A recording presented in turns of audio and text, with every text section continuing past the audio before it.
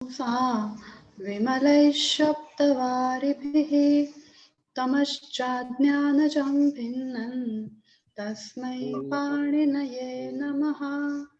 अज्ञानान्धस्य लोकस्य ज्ञानाञ्जनशलाकया चक्षुरुन्मीलितं येन तस्मै पाणिनये नमः। तस्मै पाणिनये नमः। तस्मै पाणिनये नमः। सुप्रभातं सर्वेभ्यो नमो नमः। सर्वेभ्यो नमो नमः। किशोर महोदय रिकॉर्डिंग स्टार्ट कर दीजिए। रिकॉर्डिंग चालू ही है, क्लाउड रिकॉर्डिंग है, ठीक है। आज प्रारंभ करते हैं। हमने पूर्व कक्षा में लिट लकार पढ़ा था और लिट लकार के बारे में हमने कहाँ तक हो गया था हमारा, कोई बताएगा? किसी को याद है?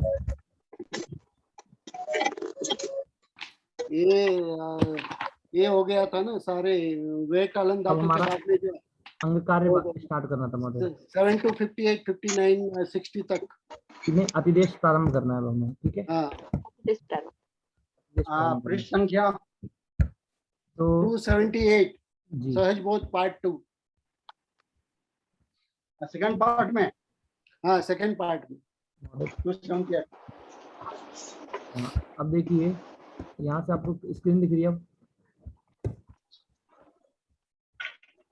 आप सभी इसमें आपकी आवाज थोड़ी धीमी आ रही है। एक सेकंड में सर्वे कृपया निशब्द भवतु, जब भी कुछ है और प्रश्न लास्ट में पूछेंगे। क्लियर आ रही है? आप बोलिए, एक बात बोलिए। अब क्लियर आ रही है मेरी वॉइस? हाँ, आ रही है, आ रही है। ठीक है, तो प्रारंभ करते हैं। देखिए अतिदेश, हमने पूर्व कक्षा में हमने अंग कार्य वो इडागम पढ़ा हमने, ठीक है। और क्या क्या पढ़ा था हमने पूर्व कक्षा में? हमने धात्वादेश पढ़ा, प्रत्यादेश पढ़ा, ठीक है। अब हम प्रारंभ करते हैं। क्या करते हैं प्रारंभ? अतिदेश। कोई बताएगा कि अतिदेश किसे कहते हैं? कौन बोलना चाहेगा? जो जैसा नहीं है वैसा उसे मान लेना। हाँ, जो जैसा नहीं है उसे वैसा मान लेना अतिदेश कहलाता है, ठीक है। उसे मान लेना अतिदेश कहलाता है, ठीक है। अब देखिए कि अतिदेश के जो सूत्र हैं पाणिनि अष्टाध्यायी में प्रथम अध्याय के द्वितीय पाद के प्रथम सूत्र से लेकर के प्रथम अध्याय के द्वितीय पाद के 26 सूत्र हैं, ठीक है। 26 सूत्र तक अतिदेश सूत्र कहे गए हैं। पूरे व्याकरण में जितने भी अतिदेश सूत्र हैं वो यहाँ आ गए, ठीक है। और कुछ होंगे अलग अलग जगह हैं। अभी देखिए सूत्र है हमारा। पहला सूत्र क्या है? आज हम 3 सूत्र पढ़ेंगे। पहला सूत्र है गांग कुटादिभ्यो णिन। क्या सूत्र है? ये सूत्र कहता है कि एक तो गांग धातु के लिए कहता है। किसके लिए कहता है महोदय? गांग धातु। अब कहता है गांग धातु क्या मतलब? तो कहता है कि इंग धातु के स्थान पर गांग आदेश होता है।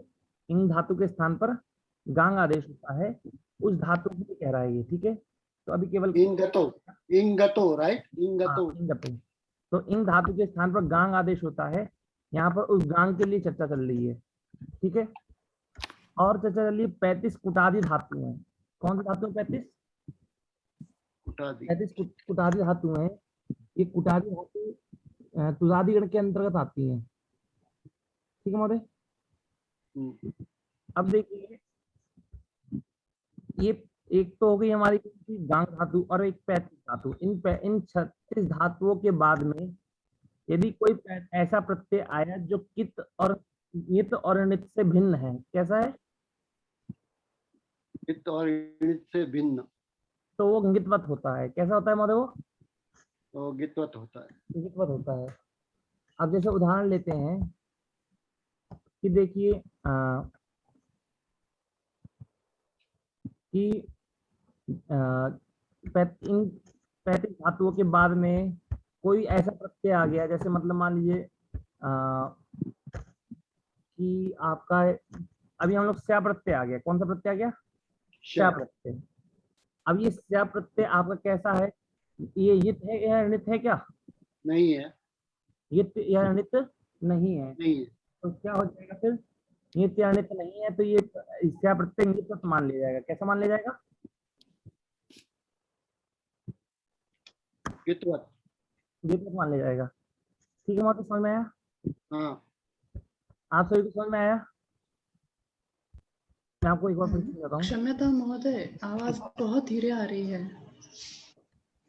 आवाज बहुत धीरे आ रही है, अभी भी जी धीरे आ रही है। महोदय। हाँ महोदय। आवाज क्लियर नहीं है। ठीक है, अब थोड़े बहुत मैं तेज बोलता हूँ, ठीक है? तो अब देखिए कि अगर नहीं आए तो बताइएगा, ठीक है? अब देखिए कि हमारी 36 धातुएं हैं, ठीक है? यहाँ पर 36 धातुओं का उल्लेख है।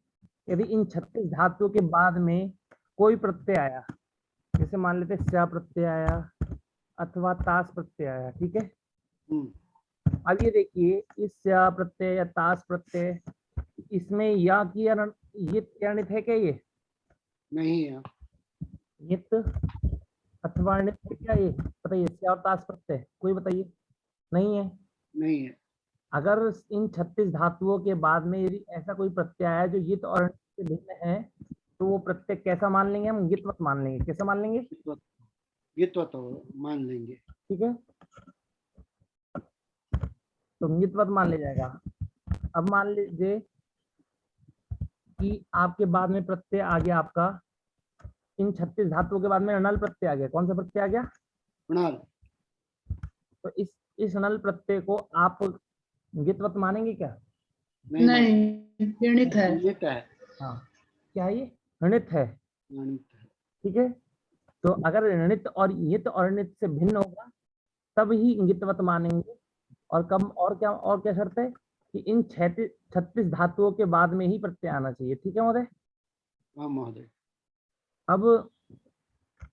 अब देखिए, इसके बाद में सूत्र आता है, अगला सूत्र विजय। क्या सूत्र महोदय? मतलब ये वित्वत हो गया तो किन चीज से गुण निषेध और वृद्धि गुण और गुण नहीं होगा ना? जी महोदय, क्योंकि कित और यित्वत कित करने का प्रयोजन ही ये है। ठीक है महोदय? ठीक है। देखिए गुण, मनीष महोदय आपकी आवाज क्लियर नहीं आ रही है, वैसे बुलंदी के साथ में आवाज आनी चाहिए आपकी। तो महोदय मेरे पास एक तो लैपटॉप दूसरा है आज, और मेरे पास ईयरफोन भी नहीं है मेरे पास, इस वजह से थोड़ी दिक्कत हो रही है। ठीक है, फुल वॉल्यूम रखिए सब। मैंने भी फुल रखा है, तभी थोड़ा ठीक है, फुल कर लीजिएगा वॉल्यूम। तो अब देखिए कि तुदादिगण के विज धातु के बाद, विज धातु है तुदादिगण में, एक विज धातु है। यदि उस तुदादिगण की विज धातु के बाद में यदि कोई भी सेठ प्रत्यय आएगा, कौन सा प्रत्यय आएगा? सेट पर। सेठ प्रत्यय आएगा, तो वो सेठ प्रत्यय यित्वत माने जाते हैं। कैसे माने जाते हैं सेठ प्रत्यय? यित्वत। अर्थात विज धातु आपकी कैसी है, देखिए मैं दिखाता हूं आपको। आपकी विज धातु 3 है, ठीक है?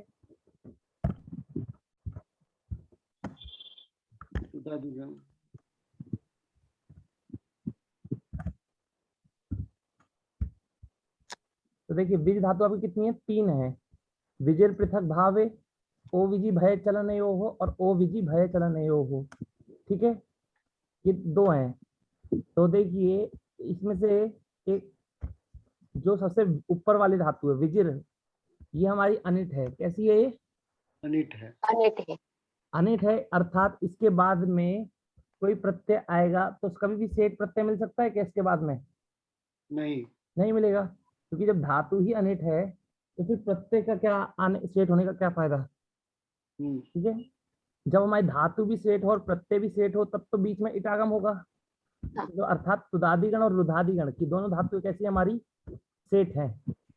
यदि इन दोनों धातुओं के बाद में यदि कोई प्रत्यय आए, हमारा कौन सा प्रत्यय आए? यदि सेठ प्रत्यय आए तो वो सेठ प्रत्यय गित्वत मान लिया जाता है। कैसा मान लिया जाता है?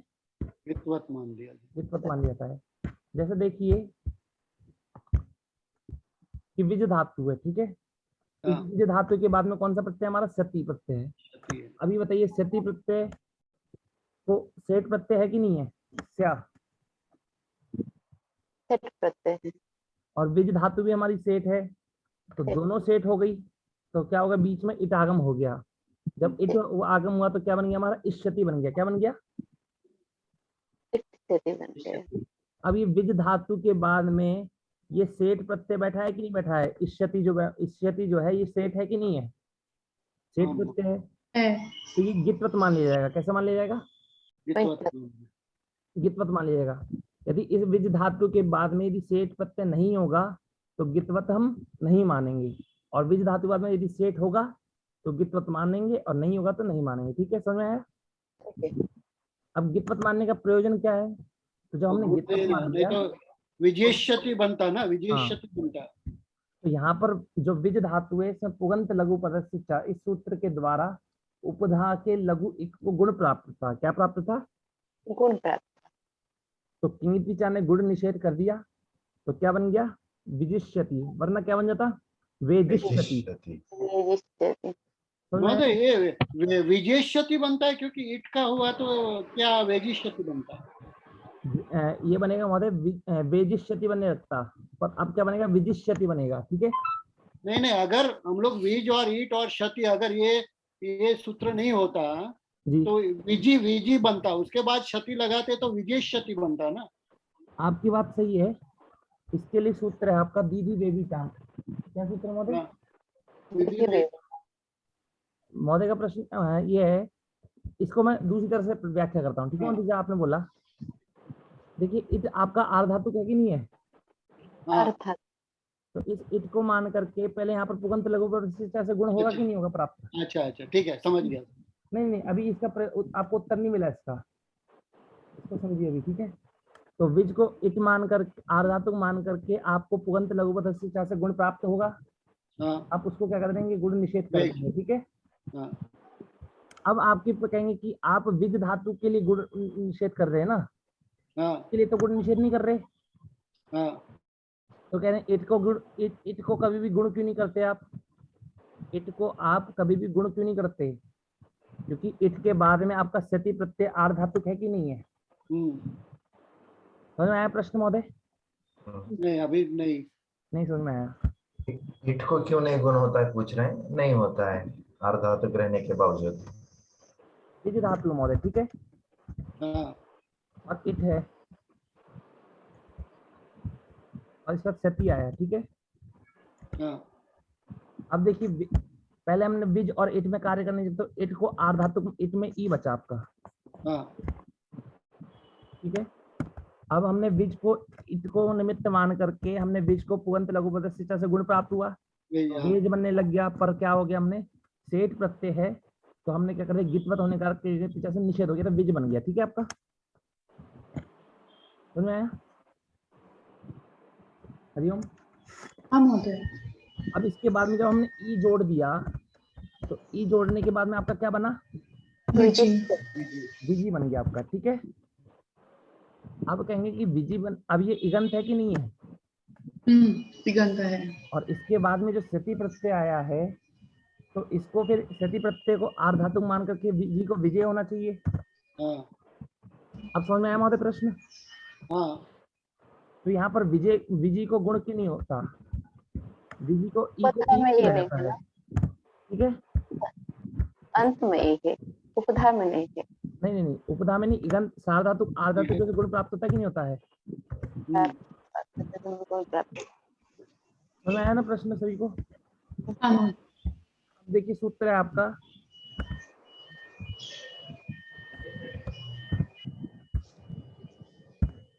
विधि वेविताम। क्या सूत्र है महोदय?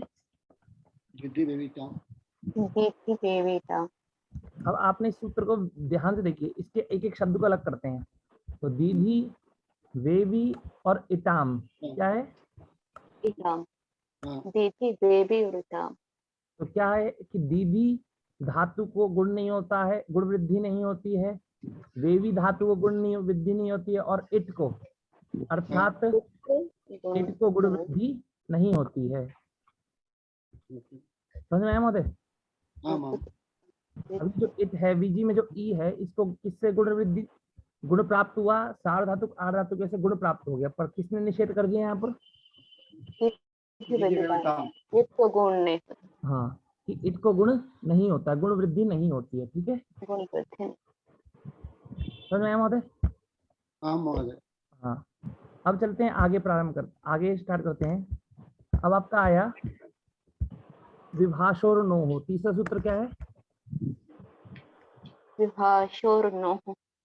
अब तक हम लोग क्या करते आ रहे हैं, जो दो सूत्र पढ़े हमने, वो दो सूत्र गीतवत करते आ रहे हैं। कैसे कर रहे हैं? मितवत। गीतवत। ठीक है, अब ये तीसरा सूत्र है तो ये भी गीतवत करेगा। और क्या कर रहा है, देखिए इस सूत्र में विभाषा लिखा है। क्या लिखा है? विभाषा। इसका मतलब क्या है, ये सूत्र कैसे कार्य करेगा? विकल्प से। विकल्प से कार्य करेगा। ठीक है? विकल्प से। अब किसके लिए कह रहा है, तो ऊर्ण विभाषा ऊर्णो हो, तो मतलब ऊर्णु धातु के लिए। किसके लिए कह रहा है? पूर्ण धातु के लिए। तो ये सूत्र जो विज इट सूत्र ने कार्य कहा है, ये सूत्र भी वही कार्य करेगा, पर विकल्प से कहेगा। तो विज इट सूत्र क्या कहता है कि विज धातु के बाद में यदि कोई सेठ प्रत्यय आए तो वो प्रत्यय कैसा होता है? इंगितवत होता है। कैसा होता है महोदय? इंगितवत होता है।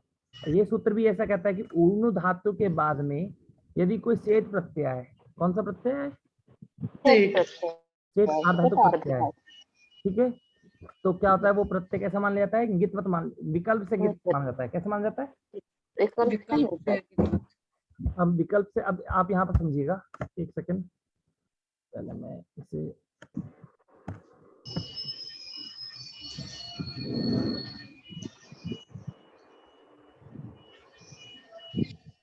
अब देखिए, आपकी धातु आई ऊर्णु। ठीक है, ऊर्णु धातु है, उसके बाद में प्रत्यय आया, इत आया और सती आया। ठीक है, लोग देखिएगा यहाँ पर, अब ध्यान दीजिएगा। अब देखिए, ये सूत्र कहता है कि ऊर्णु धातु के बाद में सेठ प्रत्यय है कि नहीं, बताइए? ऊर्णु धातु के बाद में सेठ प्रत्यय है। अब इसका मतलब क्या है कि सेठ प्रत्यय कैसा होगा? गितवत होगा कि नहीं होगा? अब गितवत होने के कारण विकल्प से गितवत होगा, तो एक पक्ष में गितवत होगा और एक पक्ष में गितवत नहीं होगा। तो जब गितवत होगा तो यहाँ पर उवंग आदेश हो जाए। अब देखिए, गुण नहीं, गुण होगा। जब हम गितवत मान लेंगे तो यहाँ पर गुण का निषेध हो जाएगा कि नहीं हो जाएगा, बताइए? किंगितिचा से जी। तो ऊर्णु प्लस इष्यति का इष्यति ही रहा। तो क्या कि अब क्या करें, तो कहा कि एक सूत्र आपने पढ़ा है, क्या सूत्र है? अचिष्ण धातु भ्रुवाई वोरियंगु वंगौ। क्या कहता है वो सूत्र? अचिष्ण धातु भ्रुवाई वोरियंगु वंगौ। ठीक है, वर्णांत को उवंग आदेश होता है। उवंग आदेश होता है। कब होता है? आजादी इंगित प्रत्यय पर होने पर। कब होता है? आजादी अपित या गित, मतलब कित गित बोलता है महोदय। ठीक है ना, क्या बोलता है? आजादी कित गित प्रत्यय के परे होने पर। अब यहाँ पर आजादी कित गित प्रत्यय है, तो यहाँ पर उवंग आदेश हो जाएगा, तो क्या बन जाएगा? ऊर्णु विष्यति। क्या बन जाएगा? ऊर्णु विष्यति।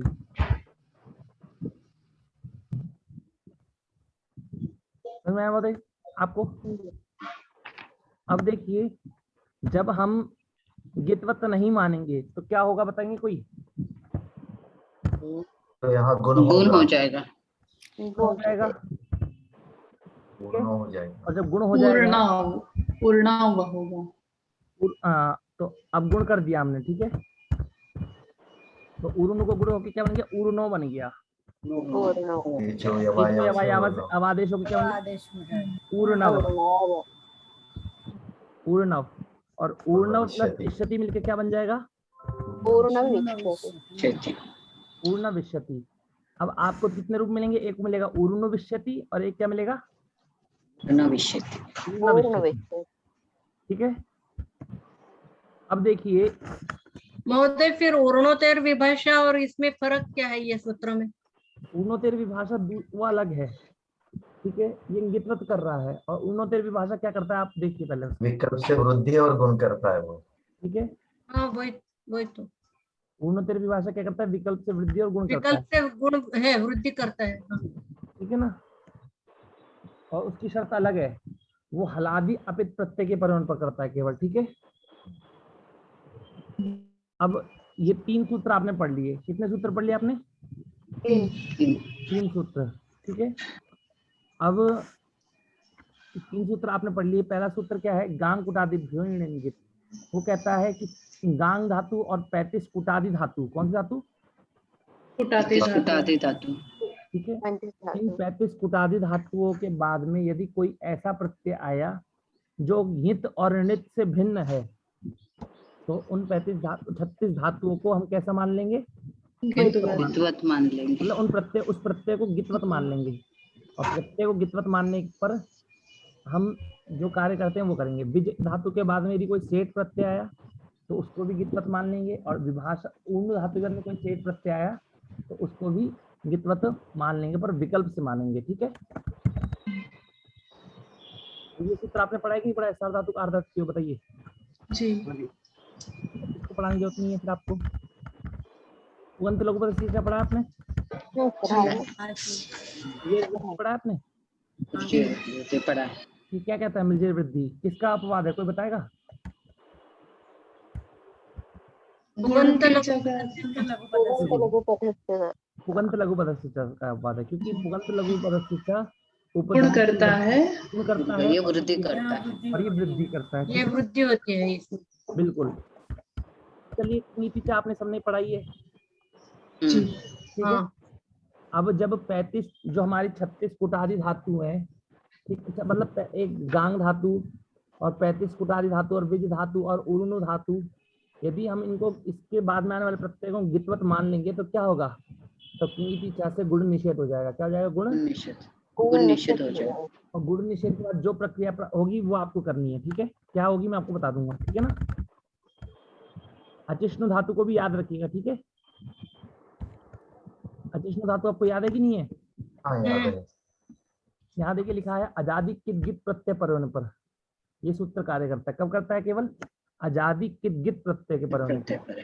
और किसको करता है, इवर्णांत और उवर्णांत धातु को। स्नो प्रत्यांत यहाँ पर मिलेगा क्या, नहीं मिलेगा। यहाँ पर केवल इवर्णांत और उवर्णांत धातु मिलेगी। और उसके बाद में आजादी कित गित प्रत्यय ढूंढना है आपको, ठीक है। आदेश प्रत्ययो हो सूत्र आपने पढ़ा है सबने, आदेश प्रत्यय पढ़ा है। क्या कहता है ये, कि पूर्व में इन प्रत्यय सका वर्ग के बाद आने वाले आदेश के सकार और प्रत्यय के सकार को मूर्धन्य मूर्धन्य आदेश, ठीक है, बहुत बढ़िया। अब चलिए इसके आगे चलते हैं। तो हम भ्वादिगण से लेकर के क्रियादिगण के धातुओं का वर्गीकरण करके इन क्रम से इनके रूप बनाएंगे। तो देखिए हमको निजंत धातु प्रक्रिया नहीं पढ़नी है, सन्नंत नहीं पढ़नी है, यंगंत नहीं पढ़नी है, लुगंत नहीं पढ़नी है, केसर नहीं पढ़नी है। इनको हम कब पढ़ेंगे, जब पहले इन्हें पढ़ेंगे, फिर इसके बाद में इनके लृट लकार के रूप बनाने की प्रक्रिया पढ़ेंगे, ठीक है महोदय। तो देखिए पहले भवादिगण से क्रियादिगण के तक के सारे अजंत धातुओं को हम पकड़ेंगे, ठीक है। भवादिगण से लेकर के क्रियादिगण तक के सारे अजंत धातुओं को हम लेंगे और उनके रूप बनाएंगे। अब देखिए सबसे पहले हम यदि अजंत धातुओं के रूप बना रहे हैं तो सबसे पहले क्या आएगा, आकारांत धातु आएंगी। कौन सी आएंगी, आकारांत आएंगी। अब किसी का यदि ये प्रश्न हो कि आप आकारांत से प्रारंभ क्यों कर रहे हैं, अकारांत से प्रारंभ क्यों नहीं कर रहे हैं, तो आप क्या कहेंगे कि अकारांत से यदि प्रारंभ होगा तो उसका अतो लोप से लोप हो जाएगा। क्या हो जाएगा उसका, क्योंकि वो कहता है कि अदंत अंग के आ का लोप होता है आर्धातुक प्रत्यय के परे होने पर, और यदि आ मिला तो आ का तो लोप हो जाएगा, ठीक है। तो हम किससे प्रारंभ करेंगे, ठीक है। अब देखिए सबसे पहला हम देखते हैं कि हमारी सेठ धातु दरिद्रा धातु आती है। कौन सी धातु आती है, दरिद्रा। अब दरिद्रा धातु हमारी कैसी धातु है, सेठ धातु है, ठीक है। पर लेकिन हमने क्या पढ़ा था कि कि सारी आकारांत धातु हमारी कैसी होती हैं? अनिट होती हैं। अनिट होती हैं। हमने तो ये पढ़ा था कि सारी की सारी आकारांत धातु अनिट होती हैं। तो ये अनिट। धातु कैसे होगी? सेठ कैसे होगी? हमने साथ में अनेकाच है इसलिए कि एकाच आकारांत धातु ही अनिट होती है। कौन सी धातु अनिट होती है? केवल एकाच आकारांश। यदि कोई भी धातु अनेकाच है तो वो क्या है? सेठ है। कैसी है? अनेकाच आकारांत होने से सेठ है। आकारांत नहीं, यदि अनेकाच है अनेकाच सेठ है। आकारांत सेट है। चाहे आकारांत चाहे इकारांत चाहे कुछ भी हो, यदि अनेकाच है। सारे आकारांत तो सारे अनेकाच था तो सेट होते हैं। हाँ ठीक है। अब देखिए, तो दरिद्र धातु के बाद में यदि सेठ है तो कौन सा प्रत्यय आएगा हमारे बाद में? इष्यति। क्या आएगा? इष्यति। इष्यति मूर्धन्य शकार। सेठ है, हमारी धातु सेठ है और प्रत्यय भी सेठ है, तो इट का आगम हो गया। और जब इट का आगम हो गया तो इट के ई को मान करके आदेश प्रत्ययों से दंत सकार को क्या हो गया? हमने क्या कर दिया? मूर्धन्य शकार। ठीक है, कोई प्रश्न ये मत पूछिएगा अब कि यहाँ पर इष्यति में मूर्धन्य सकार कहाँ से आ गया? पहले तो दंत सकार था, हमने क्या कर दिया? इसको आदेश प्रत्ययों से पूर्व में इट का ई है, इसको मान करके इसको क्या कर दिया? मूर्धन्य कर दिया। अब देखिए एक वार्तिक आती है कि दरिद्रा प्लस इष्यति में अब क्या होना चाहिए? बताइए आप। लोप हो जाएगा। नहीं, पहले उसको देख के मत बोलिए आप। आपसे जो पूछ रहा हूँ वो बताइए कि दरिद्रा प्लस इष्यति में क्या प्राप्त होगा यदि आ और ई मिल रहे हैं तो? दरिद्र से नहीं, दरिद्र हो जाएगा। प्राप्त होगा। क्या प्राप्त होगा?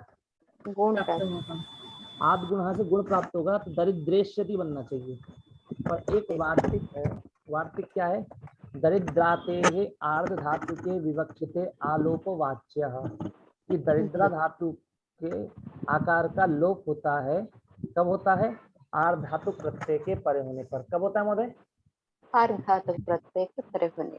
नहीं सर, बोलिए। दरिद्रा धातु के आ का लोप होता है आर्ध धातु प्रत्यय के परे होने पर। दरिद्रा धातु के आ का लोप होता है आर्ध धातु प्रत्यय परे होने पर। ठीक है, तो दरिद्रा में जब दरिद्र बच गया और इष्यति जोड़ दिया तो क्या बन गया हमारा? दरिद्रष्यति। दरिद्रष्यति। अब इसके रूप चल कैसे चलेंगे आपको पता है? दरिद्रष्यति, दरिद्रष्यता, दरिद्रष्यन्ति। ठीक है, दरिद्रष्यसि, दरिद्रष्यता, दरिद्रष्यथा, दरिद्रश्यामि, दरिद्रश्यावा, दरिद्रश्यामः। ठीक है, इष्यति, इष्यतः, इष्यन्ति, इष्यसि, इष्यथा, इष्यथा, इष्यामि, इष्यावा, इष्यामः। ये याद करना है आपको। ठीक है, अब बताइए सारे के सारे आकारांत धातु कैसे होते हैं? सेट होते हैं। क्या होते हैं? सेट होते हैं सारे आकारांत धातु। अनिट होते हैं। नहीं, अनिट होते हैं। अनेकाच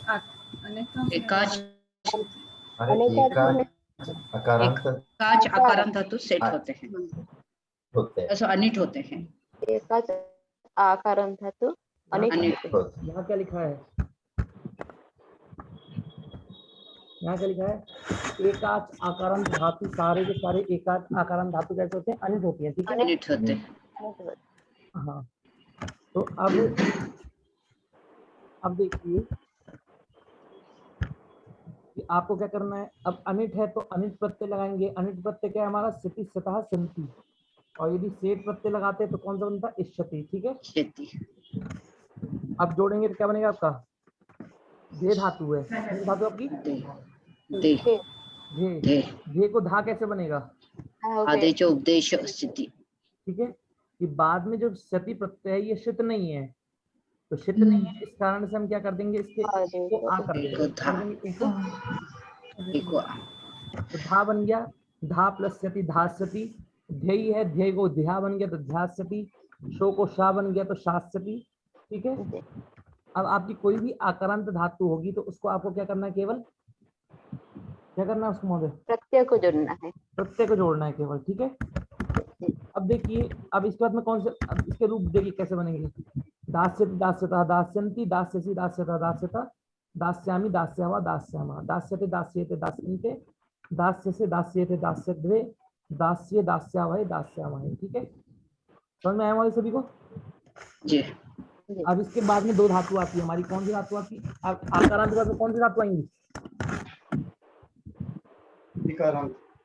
इकारांत, ह्रस्व इकारांत। अब ये देखिए कि ह्रस्व इकारांत में क्या लिखा है कि एकाच ह्रस्व इकारांत धातु, इकारांत धातुओं में श्री श्री ये दो धातु ही सेठ है। कौन कौन सी धातु सेठ है? श्री और शिव। अब श्री और श्री के बाद में हम कौन सा प्रत्यय लगाएंगे? इष्यति, सेठ प्रत्यय लगाएंगे। ठीक है, एक हमारी क्या है? श्री है और दूसरी क्या है हमारी? श्री है। ठीक है, और इसके बाद में हम कौन सा प्रत्यय लगाएंगे हमारे? सेठ प्रत्यय, क्षति। इष्यति। ठीक है, अब देखिए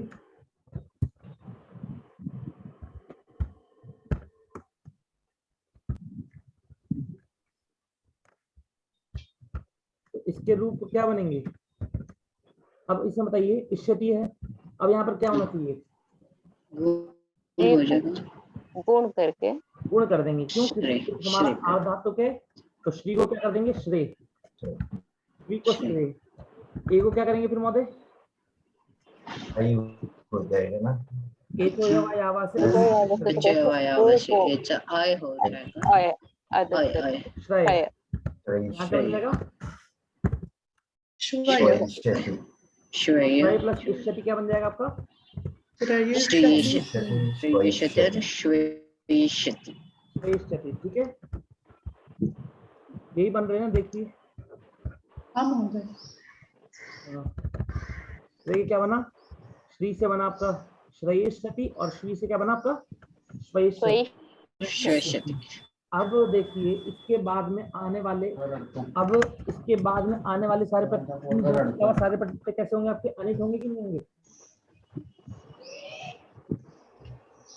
श्री और श्री को बाकी सारे अनेक हैं। इकारांत सारे अनेक होंगे। अब हम लेंगे यहाँ पर नीय हिंसायाम और डुमीय प्रक्षेपण दिन से, ये सूत्र मैंने आपको पढ़ाया है जी। क्या करता है ये? जब इन तीन धातुओं को एक विषयता, मतलब कि इन धातुओं को गुण वृद्धि होने लगे, जब इन तीन धातुओं को गुण वृद्धि होने लगे तो गुण वृद्धि ना करके इनको क्या करना है? इनको आकार करना है। आकार करना है। ठीक है ना, कब करना है? एच विषयता में। और एच विषयता कब होगी? जब गुण वृद्धि करना प्राप्त होगा। क्या प्राप्त होगा? जब गुण वृद्धि करना प्राप्त होगा तब उसको आत्व कर देता है। ठीक है ना, उसको रोक कर आ हो जाता है। हाँ, अब देखिए जैसे हमारी इसके बाद में हम एक तो हमारा हो गया।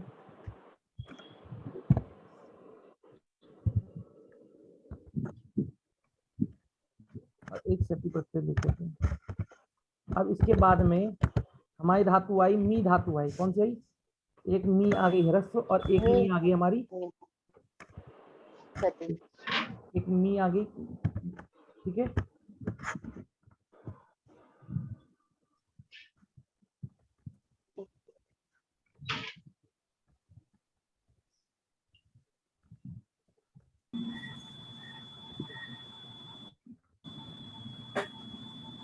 देखिए अब इन तीनों धातुओं, ये तीनों धातु कैसी हैं आपकी? बताएंगे कोई?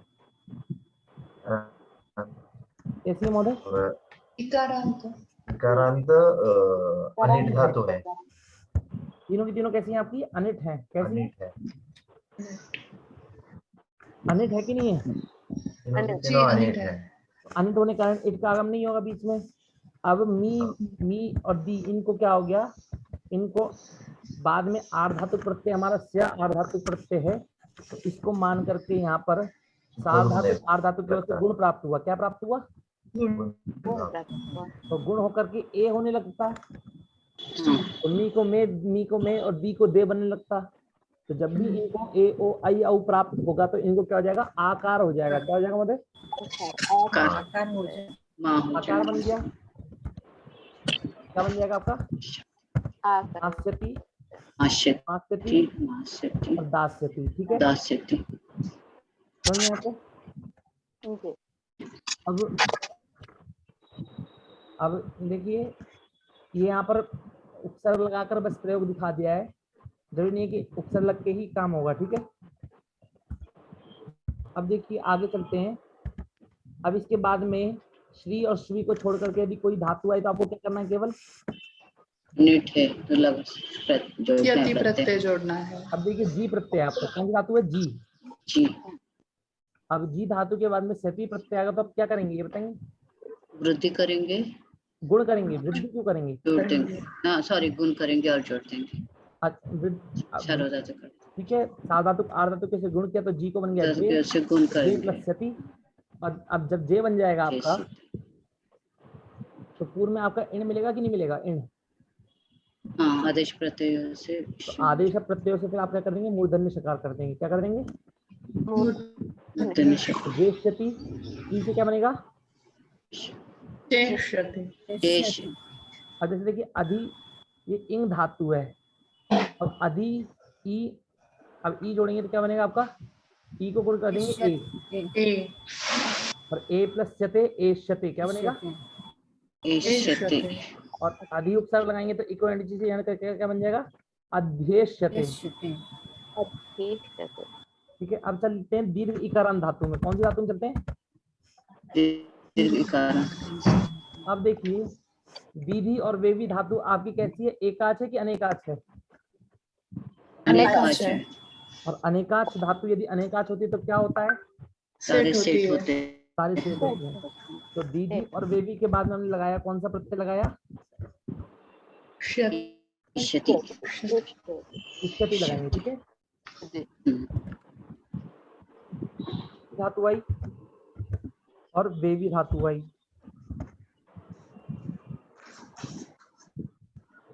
अब इसके बाद में आप प्रत्यय लगाइए इष्यति, सेठ धातु है।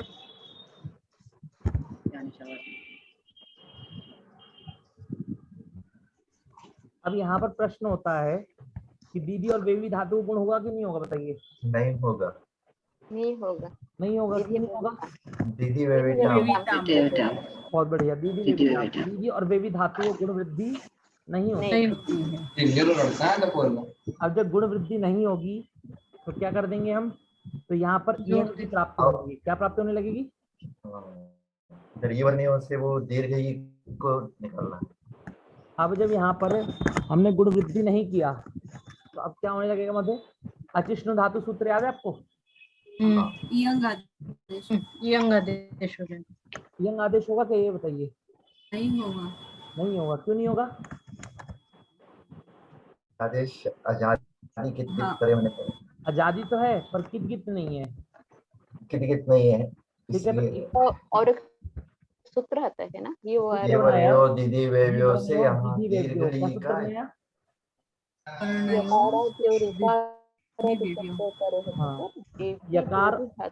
यकार और इवर्ण होने पर दीदी और वेवी धातु के ईकार का लोप होता है।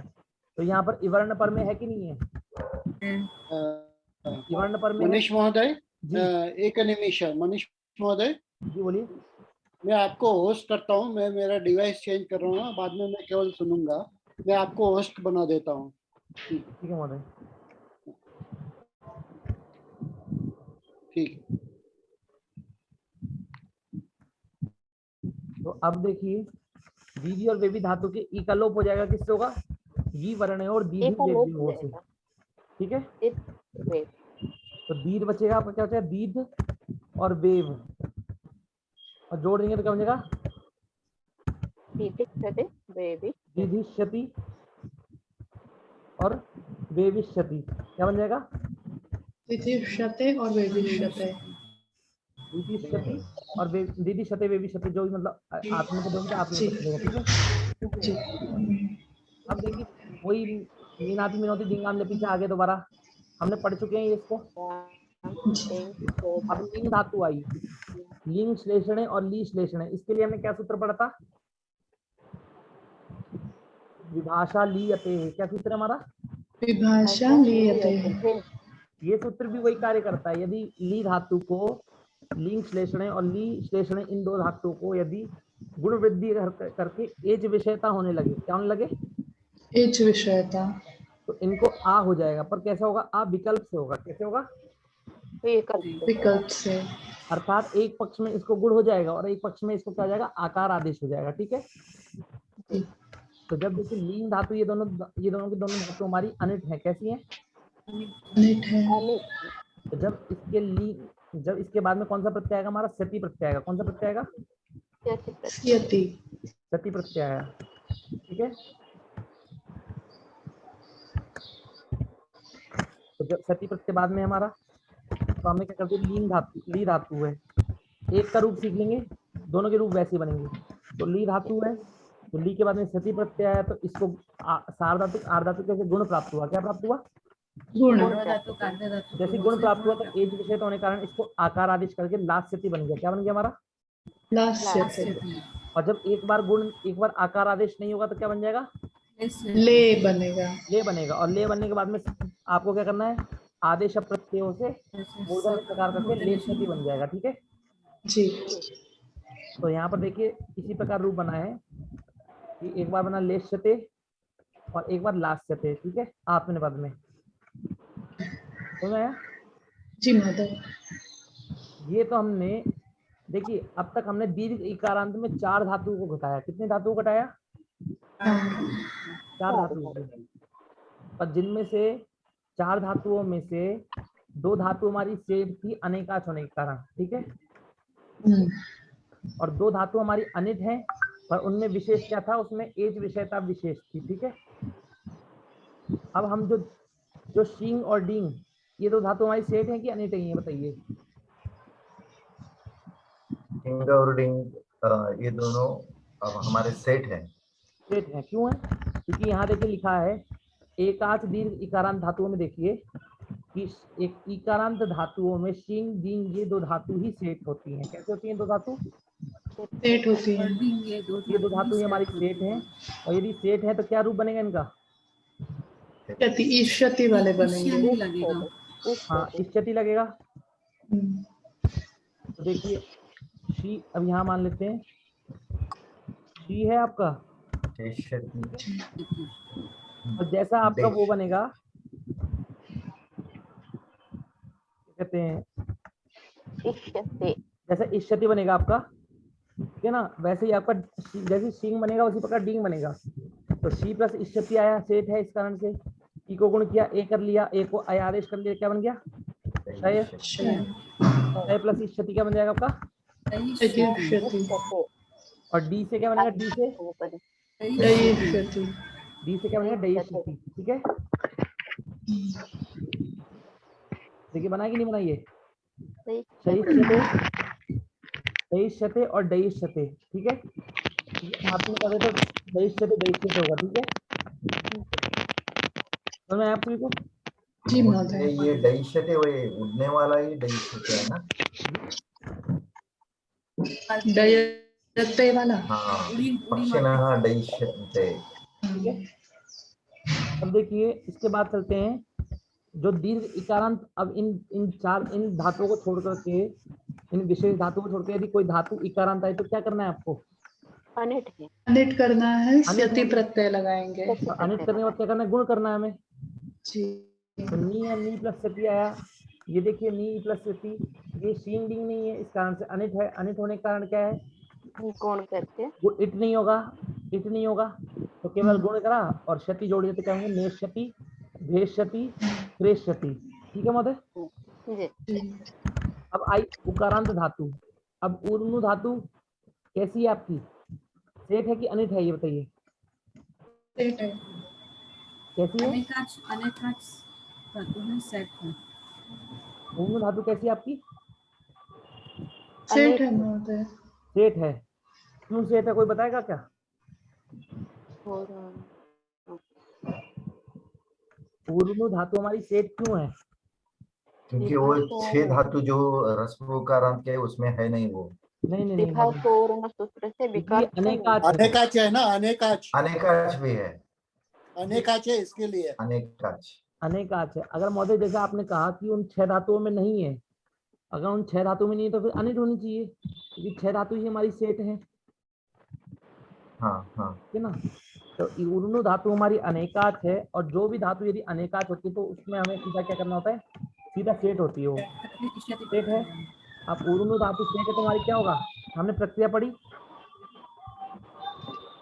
अल्प से होगा एक बार। मैंने आपको ऊपर समझाया था अभी, जी प्लस से क्या होगा, स्थिति होगा। और जब ऊर्णु प्लस स्थिति होगा सेट हो प्रत्यय होगा। जब आप, और एक सूत्र आएगा विभाषोर्णो, क्या सूत्र आएगा आपको, विभाषोर्णो। इससे क्या हो जाएगा, जो विकल्प क्या होगा, नित्वत होगा। कैसे होगा, जब गिद्वत होगा तो गुण नहीं होगा, और गुण नहीं होगा तो क्या हो जाएगा, उभंग हो जाएगा। क्या हो जाएगा महोदय, तो उभंग होकर के क्या बन जाएगा आपका, ऊर्णु विष्यति। क्या बनेगा, ऊर्णु इष्यति। ऊर्णु विष्यति। और जब आप गुण कर देंगे, जब गिद्वत नहीं होगा तो क्या जाएगा, गुण हो जाएगा, और गुण होने पर क्या बनेगा आपका रूप, ऊर्ण विष्यति। गुण करेंगे और एचो या से अवादेश कर देंगे तो ऊर्ण विष्यति बन जाएगा। ठीक है, ऊर्ण विष्यति। अब चलते हैं आगे।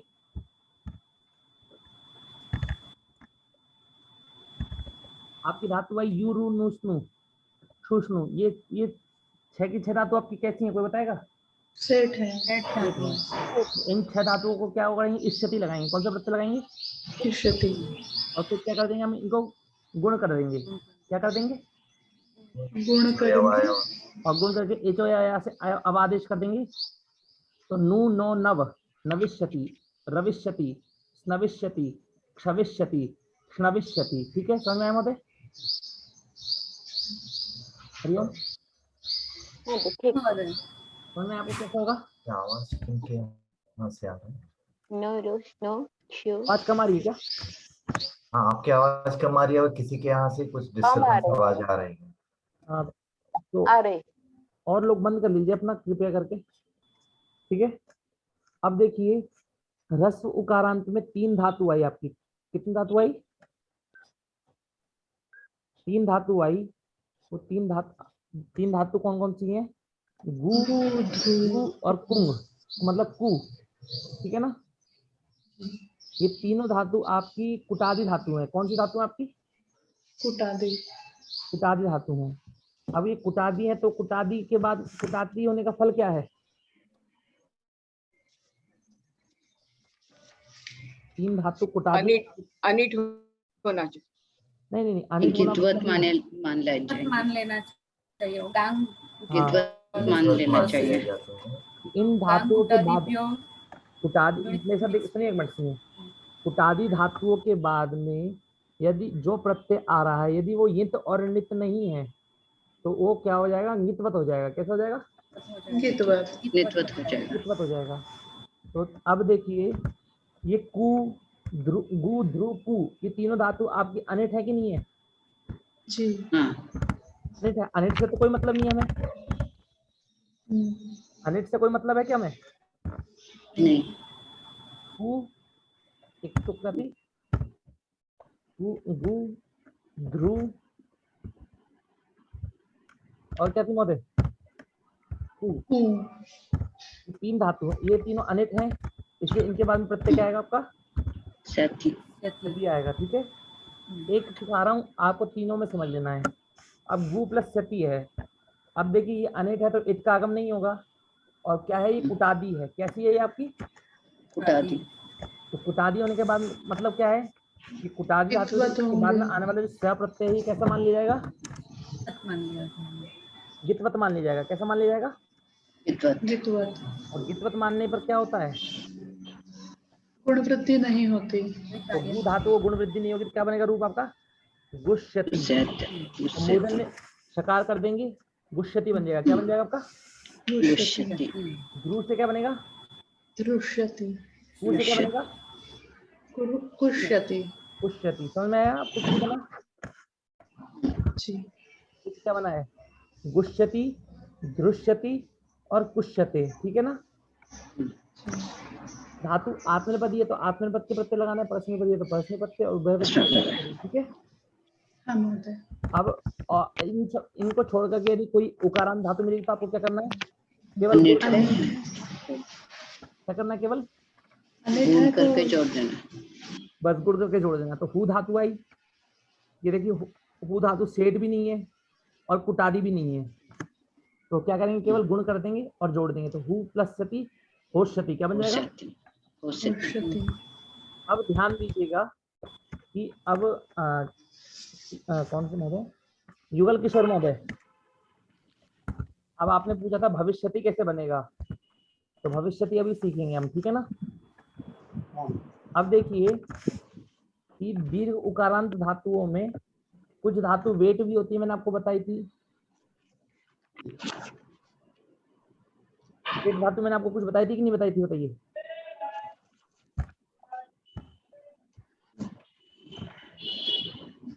दीर्घ उकारांत तो टोटल सेट होती है ना। मैंने इसका मतलब आप वो याद नहीं करेंगे। देखिए यहाँ पर देखिए, सूत्र आपका स्वरति सूति सुयति धुयो दितोवा, ये कहता है कि अदादिगण का सु धातु, ठीक है, अदादिगण का सु धातु, दिवादिगण और स्वादिगण का त्रयादिगण का धुई धातु, ये क्या होते हैं आपके? वेट होते हैं। क्या होते हैं आपके? वेट होते हैं। तो वेट का मतलब क्या है बताएंगे आप? वल प्रत्याहार सेट और अनिट दोनों रूप बनते हैं। हाँ, मतलब एक विकल्प से इट आगम होगा, एक बार इट आगम होगा और एक बार इट आगम नहीं होगा, मतलब सेट और अनिट रहेंगे एक बार एक पक्ष में, ठीक है। अब देखिए आपकी सु धातु अनिट रहेगी तो क्या रूप बनेगा? क्या बनेगा? क्षति प्रत्यय लगेगा तो नहीं, क्षति अनिट रहेगी तो क्षति प्रत्यय तो लगेगा, पर क्या कर देंगे हम? केवल गुण कर देंगे। क्या कर देंगे? सोष्यति, कोष्यति बन जाएगा, ठीक है। और जब इसके बाद में सु धातु जब आपकी सेठ रहेगी तो क्या होगा? इट का आगम होगा और गुण कर देंगे तो सो प्लस इष्यति, और आवादिश करेंगे तो क्या बनेगा? सविष्यति। क्या बनेगा? अब देखिए धू धातु है आपकी, धू धातु के बाद में यदि अनिट प्रत्यय लगाएंगे तो धू प्लस सति धोष्यति, ठीक है। और जब धू से हम इश सेठ प्रत्यय लगाएंगे तो क्या बनेगा? धू प्लस इष्यति, धो प्लस इष्यति और धव प्लस इष्यति क्या बन जाएगा? भविष्यति। अब देखिए दो धातु आ रही है, कुटादी धातु आ रही है, नु और धू, ठीक है। ये दो धातु आपकी कुटादी हैं। कैसी हैं आपकी? कुटादी हैं। और ये बताइए नु और धू धातु आपकी सेठ है कि अनिट है? सेट है। सेठ है। देखकर बोल दिया आपने स्क्रीन में सेठ है। क्यों सेठ है, कोई बताएगा? उकारांत के ये दो छोड़ के बाकी सब सेट है। उकारांत कौन सी सेठ है? दीर्घ उकारांत सेट होते हैं। दीर्घ उकारांत सेट होते हैं, दो छोड़ के। सारी दीर्घ उकारांत धातु कैसी होती है? सेठ होती हैं। सेट होते हैं। तो दीर्घ उकारांत धातुओं में आपको अनिट धातु मिलेगी क्या कोई? नहीं मिलेगी, क्योंकि सारी सारी सेट होती हैं। तो नू और धू धातु भी आपकी सेट है, पर क्या है? कुटादी है। क्या है महोदय? कुटादी है। तो अब क्या होगा हमारा? सामने रहते अचिष्णु आ जाएगा। हाँ, अब कुटादी है तो नू और धू के बाद में क्या हो गया? जो सामने वाला प्रत्यय क्या हो जाएगा? गित गित हो जाएगा। कैसा हो जाएगा? गितवत हो जाएगा। अब गितवत होने पर क्या होगा? गुण नहीं होगा। पहला कार्य क्या नहीं होगा? गुण नहीं होगा। गुण नहीं होगा। और दूसरा कार्य क्या होता है? आदेश है। आजादी अपित है, मतलब आजादी गित है। आजादी गित होने के कारण क्या हो जाएगा? यहाँ पर उवंग हो जाएगा। क्या हो जाएगा महोदय? तो नू को क्या बन जाएगा? नुविष्यति। क्या बन जाएगा? और धू से क्या बनेगा? धुविष्यति। ठीक है, समझ में आपको? अब वच धातु आई। कौन सी धातु आई? ब्रू धातु। ब्रू धातु। अब ये ब्रू धातु भी आपकी कैसी है बताइए? सेट है। ब्रू धातु सेठ है, पर लेकिन ब्रू धातु को वच आदेश हो जाता है। क्या हो जाता है महोदय? वच आदेश। अब वच धातु कैसी है? वच धातु अनिट है। वच धातु अनिट है। ब्रू धातु सेठ थी पर वच धातु अनिट है, और हमने ब्रू के स्थान पे वच आदेश कर दिया। इसका मतलब क्या होगा हमारा महोदय बताइए? कि अब हम अनिट प्रत्यय लगाएंगे तो वच से अनिट प्रत्यय क्या लगाएंगे? सति लगाएंगे। ठीक है, इतना पढ़ लिया और आगे छोड़ दीजिए। कि वक्षति के, आपने चौकू पढ़ाया ना मैंने आपको, हाँ वही चौकू से वो चौकू पढ़ाया कि नहीं पढ़ाया है? पढ़ा है ठीक है, तो अभी पहले चौकू, बस इतना स्मरण रखिए, यहाँ पर चौकू से का हो जाता है, तो चा को का हो गया, और का होने के बाद फिर आदेश प्रत्यय से सा हो गया मूर्धन्य शकार, और का और शा संयोगे क्षा भवति, ठीक है ना, तो वक्षति बन गया आपका। ठीक है, अब पहले एक सारी अजंत धातु को कंप्लीट कर लूं, उसके बाद मैं आपको समझाऊंगा। ठीक है,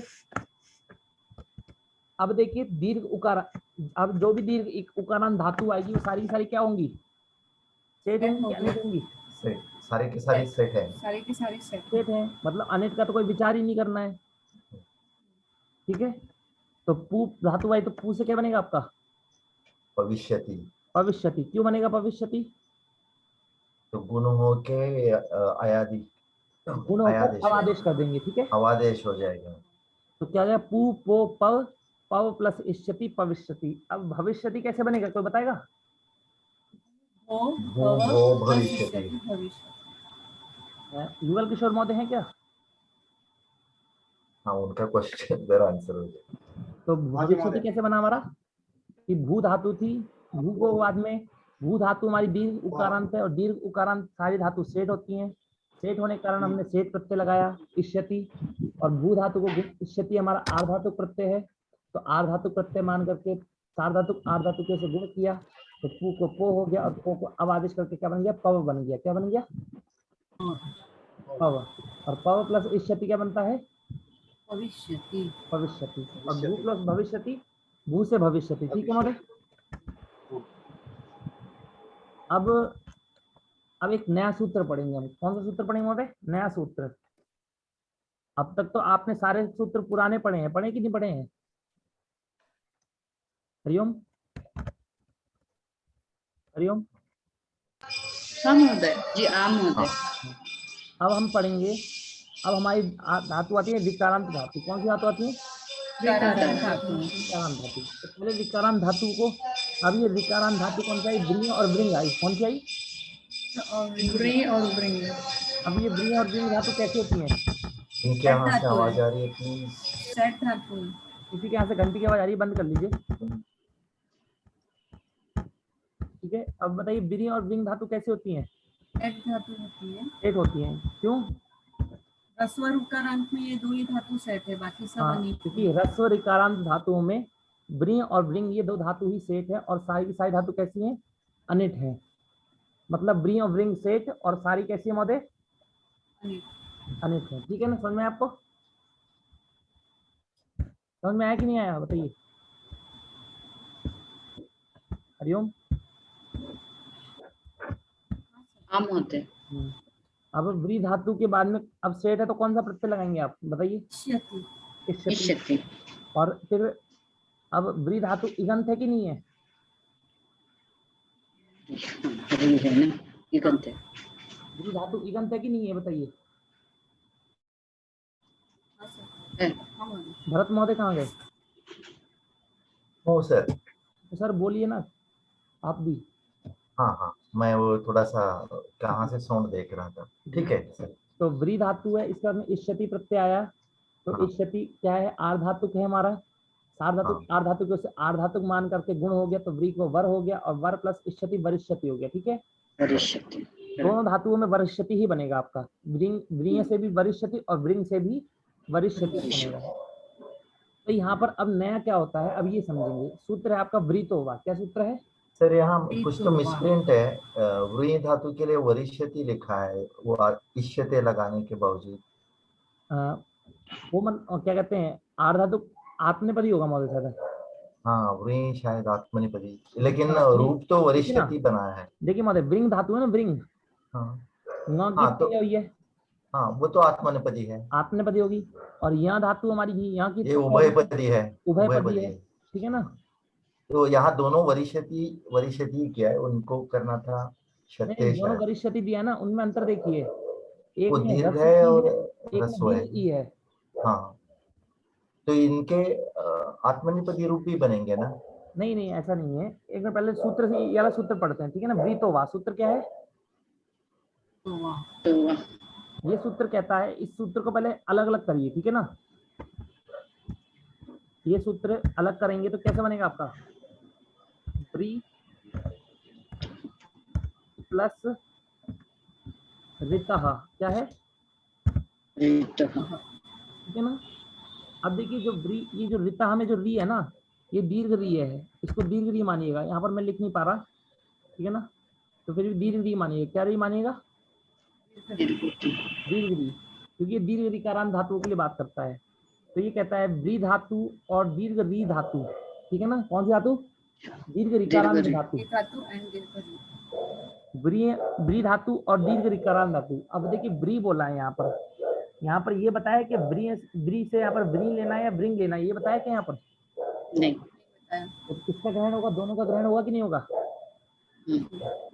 और दीर्घ रीकारांत, ये कहता है ब्री ब्रिंग धातु और दीर्घ रीकारांत धातु के बाद में जो इट है उसको क्या होता है? विकल्प से दीर्घ होता है। क्या होता है उसको? विकल्प से दीर्घ होता है। आपका रूप आपने बना लिया था, वरिष्यति आपने बना लिया था। क्या बना लिया था? वरिष्यति। वरिष्यति या वरिष्यते बना लिया था आपने, ठीक है। अब विकल्प से इट है, जो आपका इट है उसको विकल्प से दीर्घ कर देंगे तो क्या बन जाएगा आपका? वरिष्यति। वरिष्यते, वरिष्यते, वरिष्यति, वरिष्यति, ठीक है। समझ में आया आपको? अब देखिए शेष ऋकारांत धातु कैसी है आपको बताएंगे जरा? अब व्री और व्रिंग को छोड़ करके सारी ह्रस्व ऋकारांत धातु कैसी हैं? टोटल सेट है। सेट है कि अनिट है? सेट। नहीं, व्री और व्रिंग सेट है, और उसके अलावा सारी धातु क्या है आपकी? दीर्घ ऋकारांत धातु टोटल सेट है। ये देख, नहीं ह्रस्व ऋकारांत नहीं कह रहा हूं मैं, ह्रस्व ऋकारांत हाँ अनिट है। व्री व्रिंग को छोड़ करके व्री व्रिंग धातु सेट है, और इन दो को छोड़ करके सारी ह्रस्व ऋकारांत धातु कैसी है आपकी? अनिट है। अनिट है। कैसी है? अनिट है। अनिट है। पर हमने एक विशेष इडागम पढ़ा था, आपको याद होगा, आपको शायद हमने विशेष इडागम पढ़ा था कि नहीं पढ़ा था, ये बताइए। हरिओम। हमने विशेष इडागम पढ़ा था, और उस विशेष इडागम में एक सूत्र आया था, सूत्र था ऋद्धनोः से। क्या सूत्र है? ऋद्धनोः से। ऋद्धनोः से, ये सूत्र है। क्या ये सूत्र क्या कहता है?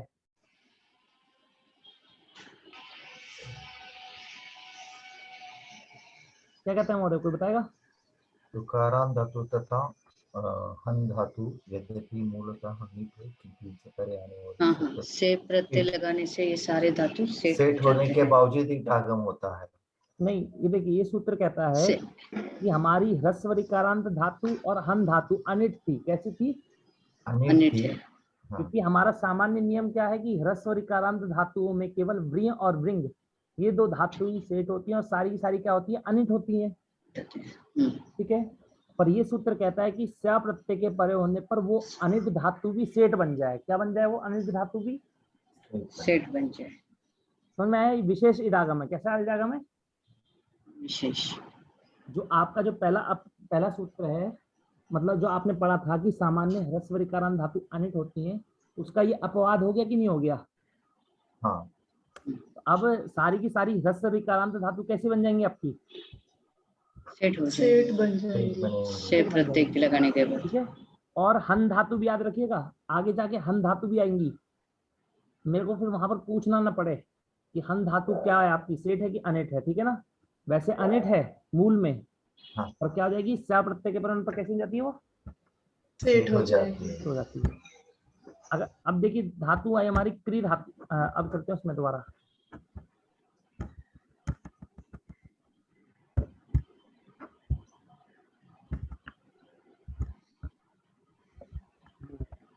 अब क्री धातु आई आपकी, कौन सी धातु आई?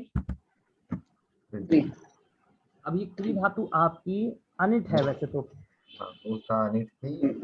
अनिट है तो स्यति लगता, और इस सूत्र ने सेट बना दिया, तो अब क्या रूप बनेगा आपका? इष्यति लगेगा, ठीक है ना। अब क्री को गुण कर देंगे तो क्या बनेगा? कर, और कर प्लस इष्यति क्या बन जाएगा? करिष्यति। इसको दीर्घ ई नहीं होगा क्या विकल्प से? नहीं होगा क्योंकि वो ऋतोवा होगा। सूत्र में क्री धातु नहीं है। हाँ, क्योंकि वो कहता है व्रीहि धातु, व्रीहि और वृंग धातु और दीर्घ ऋकारांत धातु। कौन सी धातु? दीर्घ ऋकारांत धातु और व्री या वृंग धातु के बाद में ईट प्रत्यय आएगा तो वो ईट प्रत्यय कैसा होता है? विकल्प से दीर्घ होता है। ठीक है, ये जो व्रीहि वृंग धातु, ये जो क्री धातु है ना तो व्रीहि वृंग नहीं है और ना तो दीर्घ ऋकारांत है, तो इसको इट होगा क्या? दीर्घ नहीं होगा, तो करिष्यति एक ही रूप बनता है, करिष्यति। ठीक है, ई से धरिष्यति, भ्री से भरिष्यति। समझ में आया महोदय? समझ में आया आपको? हरिओम। हाँ महोदय। हाँ, अब यहाँ दीर्घ ऋकारांत को हुआ है विकल्प से दोनों रूप। अब ये बताइए दीर्घ ऋकारांत धातु कैसी होती है? सारी की सारी टोटल सेट होती है। सेट होती है। आपको बताइए क्या करना है? आपको इटागम करना है, गुण करना है, और गुण करने के बाद में फिर सूत्र आएगा वृतोवा। क्या सूत्र है? वृतोवा। तो विकल्प से दीर्घ कर देना है। तो त्रि को आपने क्या किया? त्रि प्लस इष्यति, त्रि को गुण करके तर बना लिया और तर प्लस इष्यति तरिष्यति बन गया। और दीर्घ ऋकारांत धातु थी तो विकल्प से क्या कर दिया आपने? दीर्घ कर दिया इट को, तो क्या बना आपका? तरिष्यति तरिष्यति। ठीक है ना? समझ में आपको? और इसके बाद में अब आएंगी धातु, आएंगी एजंत धातु। कौन सी धातु आएंगी? एजेंट। और एजंत धातु सारी सारी आकारांत बन जाती हैं। जी। आकारांत बन जाती है तो फिर उनको क्या होगा? अनिट है, तो अनिट होने के कारण उसमें कौन सा प्रत्यय लगाएंगे? अनिट क्षति लगाएंगे। ठीक है ना? अब तक हमने अजंत धातुएं पढ़ ली। कितनी धातु पढ़ ली हमने? अजंत धातु के हमने सती सतह संति लिट लकार के प्रत्यय बनाने की विधि पढ़ ली। अब हम पढ़ेंगे हलंत धातुओं में लगाने की। हलंत धातुओं में क्या लगाने की विधि पढ़ेंगे? ठीक है, अब एक चीज थोड़ा विचार करेंगे मेरे साथ मिलके कि हलंत धातुएं कितनी अनिट है।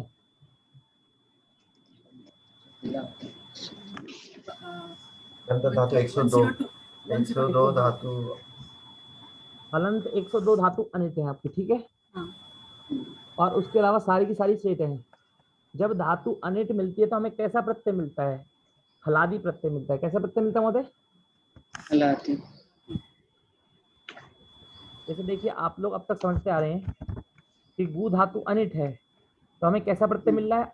हलादी। कैसा प्रत्यय मिल रहा है महोदय? हलादी। और जब यदि गु धातु हमारी सेठ होती तो कैसा प्रत्यय मिलता हमें? अजादि इष्यति प्रत्यय मिलता। अजादि मिलता ना? जी।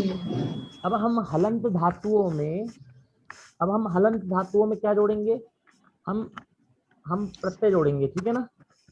अब यदि धातु हमारी हलंत धातु यदि हमारी सेठ होगी तो उसमें इष्यति मिलेगा। आपको क्या मिलेगा? इष्यति। अगर सेठ होगी तो क्या मिलेगा? इष्यति अजंत प्रत्यय मिलेगा। अजादि प्रत्यय मिलेगा। और जब अजादि प्रत्यय मिलेगा और हलंत धातु होगी तो क्या कुछ करना है? क्या मैं नहीं करना, केवल जोड़ देना है। क्या करना है? मैं केवल जोड़ देना। दिक्कत कब आएगी? जब हमारी धातु अनिट होगी तो हमें हलादी प्रत्यय मिलेगा और हलंत धातु होगी, और जब दो हल मिलेंगे तो क्या करना पड़ेगा? हमें संधि करनी पड़ेगी कि नहीं करनी पड़ेगी? संधि करनी पड़ेगी महोदय जी। अब हम संधि समझते हैं कि सकार के परे होने पर क्या क्या संधि होती है। ठीक है ना आपकी? मैं आपको अब देखिए पहला सूत्र है आपका। पहले फिर से समझाइए ना, फिर से समझाइए ये हलंत धातु। ठीक है, मैं इसको मान लीजिए हमारी धातु है शक धातु है। ठीक है, देखिए कुछ चीजें मैं जो नहीं होती उनको भी बताता हूँ। ठीक है ना? शक धातु है हमारी। ठीक है, अभी शक धातु अनिट है। कैसी है हमारी? अनिट है तो सति प्रत्यय लगेगा। ठीक है, अब धातु आई अगली हमारी लयम भ्रष्ट धातु।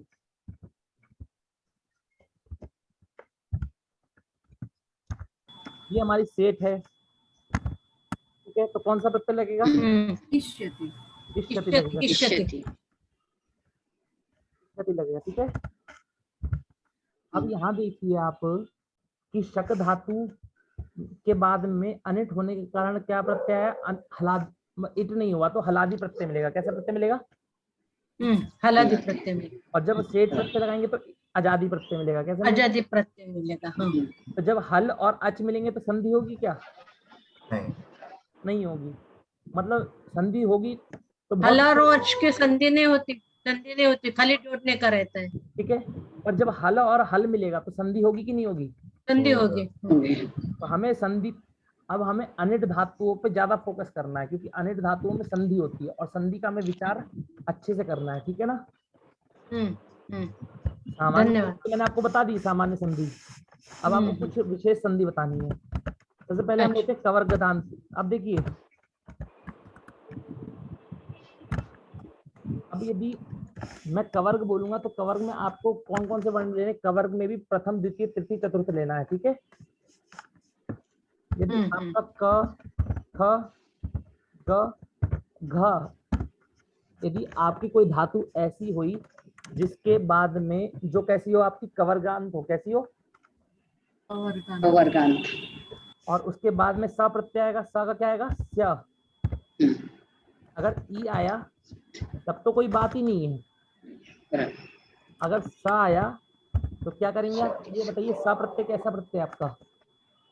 हर में आता है कि हस में आता है? हर में आता है कि नहीं आता महोदय? घर में आता आता है। एक, दो और तीनों शक्ल। हाँ। तो खर में आने शकार के है। तो क्या हो जाएगा? सूत्र लगेगा खरीचा। क्या सूत्र लगेगा? खरीचा। खरीचा। तो मतलब कि देखिए, ये प्रत्यय सा प्रत्यय आपको हर जगह मिलेगा। तो आपको पांचों वर्गों में यदि आपकी कोई सी भी धातु हो, आपको खरीचा तो लगेगा ही। लगेगा कि नहीं लगेगा? लगेगा। लगेगा। खरीचा लगते क्या बनाता है? प्रथम वर्ण बनाता है। क्या बनाता है? प्रथम वर्ण। तो क्या बनाएगा यहाँ पर? क बनाएगा। कब बनाएगा? सा के परे होने पर। ठीक है, खरीचा से। अब चवर्ग में चलते हैं। छ, ज, छ। ठीक है। अब छ, ज, छ। अब ये मिला तो इसमें दो प्रकार का कार्य होता है। कितने प्रकार का कार्य होता है? दो प्रकार से। दो प्रकार का। पहला कार्य क्या होता है? चौकू। सूत्र क्या है? सूत्र है चौकू। चौको। वो कहता है कि चवर्ग को क्या होता है? कवर्ग होता है। कवर्ग होता है। कब होता है? झल परे होने पर अथवा पदांत में। तो ये जो सा है, ये आपका झल में है कि नहीं आता? तो ये तो चा छा जा को हम क्या बना लेंगे? चवर्ग को हम दो भागों में बांटते हैं। कितने भागों में बांटते हैं चवर्ग को हम? चार। दो भागों में। एक वृषभ नहीं था। ठीक है। पहला हो गया चौकू वाला। कौन सा हो गया पहला वाला? चौकू। ये कहता है चवर्ग को कवर होता है झल परे होने पर। तो ये जो आपका बाद में सा मिलेगा, आपका बाद में ये आपका सा झल में आता है। ठीक है। तो झल में आता है, इसका मतलब क्या है? आपको इसको मान करके इन चवर्गांत धातुओं को आपको क्या बनाना है? कवर्ग बनाना है। क्या बनाना है? ठीक है। और कवर्ग बनाने के बाद में क्या करेंगे? आप इसको खरीचा से क्या कर देंगे? चर कर देंगे, मतलब का कर देंगे। ठीक है महोदय, चौको झली पदांते लगता है ना? हाँ महोदय, झली पदांते। अब देखिए, इसके बाद में आपका आया, अब आया कि चवर्गीय धातु को हमने दो भागों में विभाजन करना कहा था। ठीक है ना? अब एक तो हमने कर लिया। पहला क्या है हमारा? चौकू है। क्या है हमारा? चौको है। क्या कहता है? चवर्ग को कवर्ग होता है। क्या होता है महोदय? चवर्ग को कवर्ग होता है। ठीक है। अब मैं कुछ धातु लिखूंगा, आपको समझना है। एक सेकंड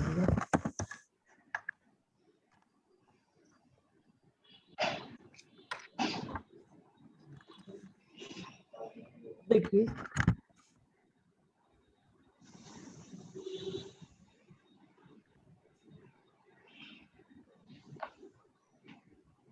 वृश्च,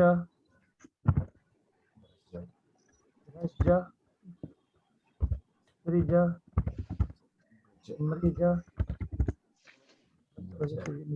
यज, यज, रज, राज, यज, राज, भ्राज, भ्राज। ठीक है। अब ये देखिए, ये सारी की सारी धातु चवर्गीय अंत है कि नहीं है? और इनके बाद में सा प्रत्यय मिलेगा। तो इस सा प्रत्यय को झल मान करके हम चौकू से यहाँ पर इन सभी धातुओं के में जो चवर्गीय वर्ण च है या ज है इसको कवर्ग बनाएंगे कि नहीं बनाएंगे? बनाएंगे। बनाना चाहिए था, बनाना चाहिए कि नहीं बनाना चाहिए? हाँ बनाना चाहिए। प्राप्त है लेकिन नहीं मूर्धन्य करेंगे। शकार होता है ना। एक सूत्र आता है वृश्च भ्रज सृज मृज यज राज भाज शाम शाह। वो कहता है कि इन सभी धातुओं के च को स्थान पे क्या हो जाएगा?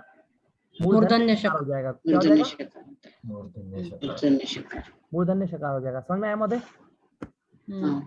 ठीक है, तो मूर्धन्य शकार कर देना है। और जब मूर्धन्य शकार कर देंगे तो मूर्धन्य शकार करने के बाद में सा मिलेगा, बाद में मिलेगा कि नहीं मिलेगा? बाद में सा। और सा मिलने के बाद फिर आप में सूत्र लगाएंगे मूर्धन्य शकार बना षडोकाशी। क्या सूत्र लगाएंगे? यदि मूर्धन्य शकार करने के बाद में सा मिलता है तो षडोकाशी लगाना है, यदि नहीं मिलता है तो नहीं लगाना है। ठीक है, तो सा मिला तो उस सा को फिर दोबारा का बना लेंगे, और का बनाने के बाद फिर इसको दोबारा से क्या कर देंगे? मूर्धन्य शकार बना देंगे। मूर्धन्य शकार क्षा मतलब क्षा बना करके क्षा बना लेंगे। ठीक है, ये आपका चवर्गीय हो गया, चवर्ग हो गया। अब आप चलते हैं चवर्ग में। किसमें चलते हैं? चवर्ग में। अब चवर्ग में कुछ होगा क्या महोदय? चवर्ग में कुछ नहीं होगा। होगा क्या बताइए?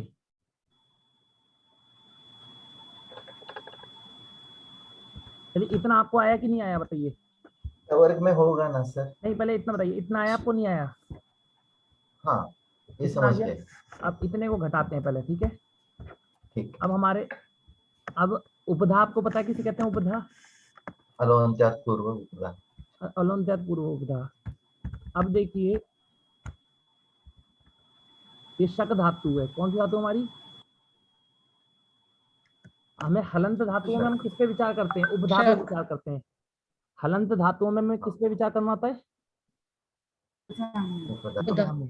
ठीक है, अब देखिए शक धातु है।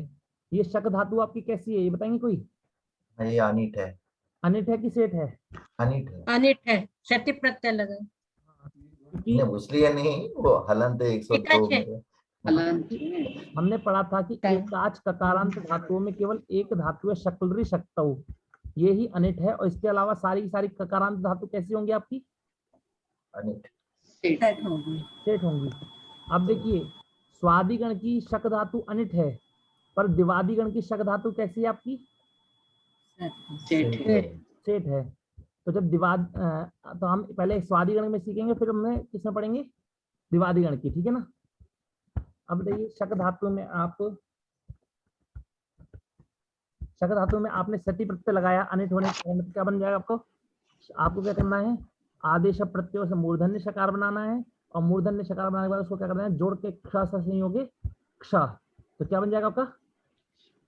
क्षति। ठीक है, समझ में आया आपको सभी को? अब ये कोई बताइए, जब ये तो स्वादिगण की शक धातु होगी, जब ये दिवादिगण की शक धातु होगी तो क्या रूप बनेगा? क्षति लगेगा। स्वादिगण की शक धातु अनिट है, स्वादिगण की शक्ति धातु ये अनिट है, पर दिवादिगण की शक धातु सेठ है। तो शक धातु सेठ होगी, तो क्षति लगेगा आपका। क्या लगेगा? क्षति लगेगा। क्षति क्या बन जाएगा? समझ में आपको? अनिट धातुओं को लगाने में दिक्कत होगी, सेठ धातु को लगाने में दिक्कत नहीं होगी। और ये जो चीज मैं आपको बता रहा हूँ ना कि ककारांत को ये पर ये होता है, आप इसको दिमाग में बिठा के रख लीजिएगा। ठीक है, धीरे धीरे करके। अब धातु है आपकी चकारांत धातु। कौन सी धातु है? तंचु। कौन सी धातु है? तंचु। अब देखिए, तंचु धातु है तो ये धातु वेग दिखा रहे, इसमें लिखा है ये धातु वेग है। अब बताइए, ये धातु वेग क्यों है? तो आपको वेग धातु याद करनी है, और वेग धातु जब आप खोलेंगे तो उसमें वेग धातुओं को सूत्र क्या है? स्वरति, सूति, सूयति, कहता है कि दीर्घ उदित। क्या कहता है वो? अर्थात जिन धातुओं में दीर्घ उ की संज्ञा होती है उन धातुओं के से प्रत्यय कैसे लगते हैं? सेठ लगते, वेट प्रत्यय लगते हैं। कौन से प्रत्यय लगते हैं? वेट। अर्थात विकल्प से एक बार इट होगा और एक बार इट नहीं होगा। ये देखिए वो उदित धातु कौन सी है? तो अक्षु, 25 धातु है। तक्षु, त्वक्षु, तंचु, ओवृष्टु, अंजुम, बिजुक, निदु, संदु, सुदु, गुरुकु, तपुष, त्रिपु, क्षमुक, क्षमुष, अशु, क्लेशु, गाहु, गुहु, गृहु, ये सब धातु आपकी दीर्घ उकारांत है। दीर्घ उकार, इसमें दीर्घ उ की संज्ञा हुई है कि नहीं हुई है बताइए सब में? हाँ। तो सभी यदि दीर्घ उ की संज्ञा होती है तो वो धातु कैसे होती है हमारी? वेट होती है। बार बार बता रहा हूँ, ध्यान रखिएगा, ठीक है ना, कि दीर्घ उकारांत धातु कैसे होती है हमारी? वेट होती है। अभी जो तंचु देखिए, इसमें तंचु पढ़ा है कि नहीं पढ़ा है? तंचु, तंचु धातु दीर्घ उकारांत है कि नहीं है, ये बताइए। है। तंचु के बाद में आपने क्या करा? तंचु में आपने जो ये यहाँ है इसको ना बनाइए, पहले क्या बनाइए इसको? सबसे पहले ना, क्योंकि ये मूल में कैसा है? ये हमारा ना था, मूल में क्या था हमारा? ये नहीं होगा, ना था। इसको हमने फिर जली से अनुस्वार बनाया और फिर अनुस्वार से ये परसवर्ण से परसवर्ण करके यह बनाया, ठीक है। पर मूल में क्या था हमारा? ये ना था, ठीक है, ना था। अब देखिए तंच धातु में, तंच धातु ये धातु वेट है, तो पहले हम इसमें अनिट प्रत्यय लगाएंगे। अनिट प्रत्यय क्या लगाएंगे? क्षति। अब ये बताइए कि मैंने आपको कहा था चवर्गीय धातु हम दो भागों में बांटेंगे। कितने भागों में बांटेंगे? दो भागों में। ये पहले भाग में आती है कि दूसरे भाग में आती है? ये पहले में आती है। पहले में आती है। दूसरे में क्यों नहीं आती? क्योंकि ये वृश्चादि नहीं है। वृश्चादि नहीं है, क्योंकि ये वृश्च, भ्रज, सृज, मृज, यज, राज और भ्राज इन धातुओं के अंतर्गत नहीं आती है। अगर आती तो इसको मूर्धन्य शकार हो जाता है चा को, अब नहीं आती तो क्या हो जाएगा? अब इसको चोकु से कुत्व हो जाएगा। का हो जाएगा, तो चा को का हो जाएगा और का बनने के बाद में ना को अनुस्वार करेंगे और परसवर्ण करके क्या बन जाएगा? तंक। क्या बन जाएगा? तंक क्षति। तंक प्लस क्षति क्या बन जाएगा? आदेश प्रत्यय कर दीजिएगा, फिर तंक क्षति बन जाएगा आपका, ठीक है। और जब आप इदागम करेंगे तो क्या बनेगा आपका? तंच प्लस इष्टि क्या बन जाएगा? समझ में आया आपको? तो देख लिखा है यहाँ पर, ध्यान देखिए, अनुस्वार जब का को देखता है तो उसका परसवर्ण गा हो जाता है, और जब चा को देखता है तो उसका परसवर्ण क्या हो जाता है? समझ में आया ना? सूत्र क्या है? अनुस्वार करने वाला सूत्र नश्चा पदांत से जली, और अनुस्वार को परसवर्ण करने वाला सूत्र है अनुस्वार से यही परसवर्ण, ठीक है। अब देखिए व्यच धातु, ये व्यच धातु कैसी है कोई बता सकता है? सेठ। सेठ है। क्यों सेठ है? तो पहले आपको किस पे विचार करना है? अनिट धातु पे विचार करना है। किस पे विचार करना है? अनिट धातु। कौन सी अनिट धातु आपकी कौन कौन सी है? पच, मुच, रिच, बच, विच, सिच, 6 है आपकी। कितनी है? कितनी आपकी और है? 6 धातु अनिट है। इनके अलावा सारी धातु क्या है आपकी? सेठ है। तो पच, मुच, रिच, बच, विच, इन 6 अनिट धातुओं में आपको कहीं व्यच दिख रहा है क्या? नहीं दिख रहा है व्यच। इसका मतलब ये व्यच धातु आपकी कैसी है? आपकी सेठ है, ठीक है। और अभी आपने सेठ है तो आपको एक बार विचार करना है कि ये कहीं दीर्घ, इसमें दीर्घ उगी तो एक संज्ञा नहीं हुई, कहीं वेट हो जाए दीर्घ उगी संज्ञा होगी तो क्या हो जाएगी? फिर ये अगर दीर्घ उगी संज्ञा होगी तो क्या हो जाएगी? वेट हो जाएगी। अब देखिए इसमें कहीं व्यच है क्या? इसमें कहीं पर व्यच नहीं है, मतलब वेट नहीं है। इसका मतलब क्या है? धातु आपकी सेठ रहेगी। कैसे रहेगी? सेठ रहेगी। और सेठ होने के बाद में इससे में कौन सा प्रत्यय लगाएंगे? इष्यति। क्या बन जाएगा? व्यचिष्यति। क्या बन जाएगा? व्यचिष्यति, ठीक है। अब देखिए वृश्च धातु, कौन सी धातु आपकी? अब ये वृश्च धातु ये वेट है। कैसी है आपकी? वेट है। और वेट है, इसका मतलब एक पक्ष में इटागम होगा, एक पक्ष में इटागम नहीं होगा। तो पहले हम आसान रूप बनाते हैं। वृश्च में जब इटागम नहीं होगा तो क्या बन जाएगा? वृश्च प्लस इष्यति, वृश्चिष्यति बन जाएगा जब इटागम हो जाएगा तो। ये वृश्च धातु वेट कैसे है? वेट इस कारण से है क्योंकि वृश्चु है। अच्छा, उदित है इसलिए ओ वृश्चु। क्यों? अच्छा, क्योंकि ओ वृश्चु उदित है, ठीक है। अब देखिए वृश्च में पहले हम सेठ प्रत्यय लगाते हैं, तो वृश्च प्लस इष्यति क्या बन जाएगा? वृश्चिष्यति। क्या बन जाएगा महोदय? दिख रहा है आपको? वृश्चिष्यति। अब जब हम अनिट प्रत्यय लगाएंगे तो क्या करना है अनिट में? तो अब अनिट की प्रक्रिया थोड़ी ज्यादा है, इसलिए आपको समझना है, ठीक है, ध्यान से। धातु क्या हमारी? वृश्च। क्या है महोदय?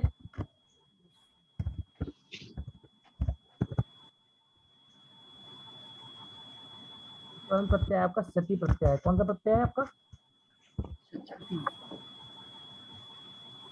अब ये देखिए वृश्च के बाद में सती प्रत्यय आया।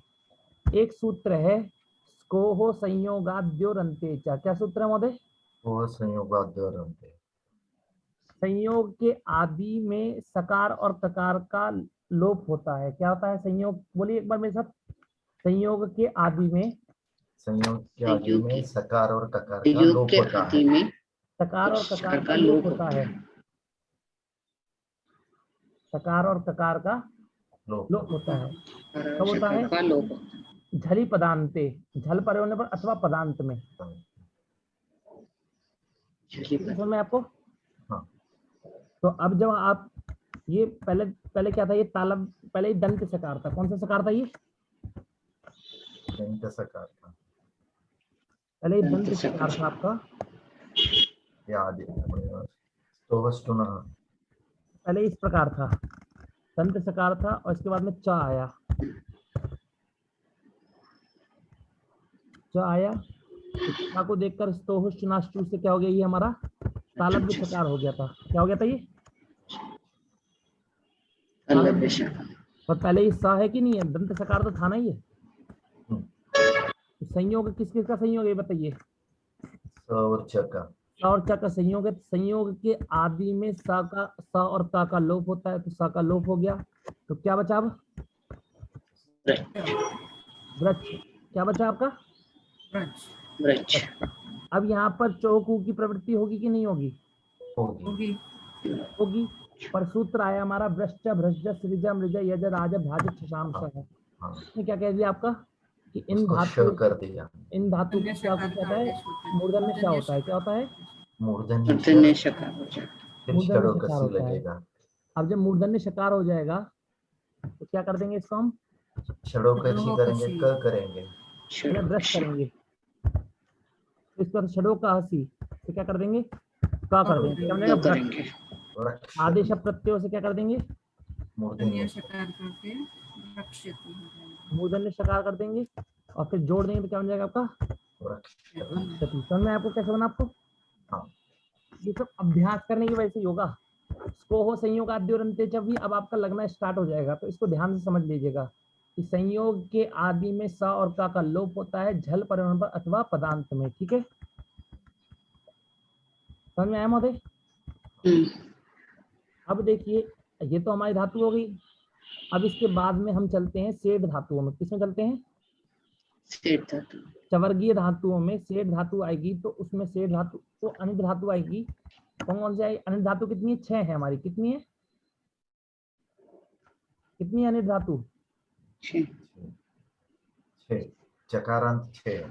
चवर्ग मैं दिखा देता हूँ आपको, यहाँ पर विश्वास कर लीजिए, यहाँ पर देख करके, नहीं तो मेरे बोलने पर विश्वास कर लीजिए। मैं बोल देता हूँ सर। हाँ। पचम रुच रिच वच विच सिच। पचमुच रिच वच विच सिच। ठीक है, आपकी 6 धातु आपकी कैसी है? अनिट है। जब इन 6 धातुओं में हम इन 6 धातुओं में सती प्रत्यय लगाएंगे, क्या बनेगा? पच प्लस सती क्या बनेगा महोदय आपका? चौकू से कुत्व करना है आपको। क्या करना है? चौकू से इन सभी के चा को कवर का बना लीजिए, चौकू से कुत्व कर लीजिए, तो चा को क्या बन जाएगा? का बन जाएगा। तो पक वक रेक रिच है। इसको रिच को रेक कैसे बनेगा? कोई बता सकता है? वो पुगंत लघु पदस्य से जी, पुगंत लघु पदस्य से गुण कर देंगे, तो रेक वेच सेक मोक, और इसमें फिर का को और शा को मिला के क्या बन जाएगा? पक्षति वक्षति रेक्षति वेक्षति सेक्षति और मोक्षति। समझ में आया सभी को? हाँ। आया कि नहीं आया ये बताइए पहले। समझ में आया। ठीक है, अब अनिट छकारांत धातु आएगी। अनिट छकारांत धातु कौन सी है आपकी? एक ही है, प्रच्छनिट है। ठीक है, तो अभी पहले आज यहीं तक करते हैं महोदय, हाँ। क्योंकि 10 बज गए हैं। हाँ। और प्रश्न ले लेते हैं अभी। इसका अनिट छकारांत धातुओं से हम अगली कक्षा में प्रारंभ करेंगे। ठीक है, ठीक है। और कोशिश करूंगा कक्षा में हमारा खत्म हो जाए। वैसे खत्म होना तो थोड़ा मुश्किल है, पर एक चीज याद रखिएगा, हाँ। ये जो सूत्र लग रहे हैं आपके, आप लिंग लकार पढ़ेंगे उसमें भी सारे रूप सेम ही बनेंगे, जो लिट में बनते हैं सेम, सारे लिंग में भी सेम ही बनते हैं।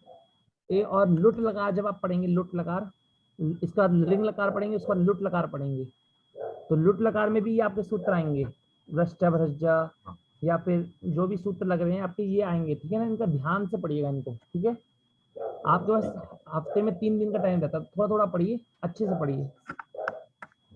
अब किसी को कोई प्रश्न हो तो पूछिए।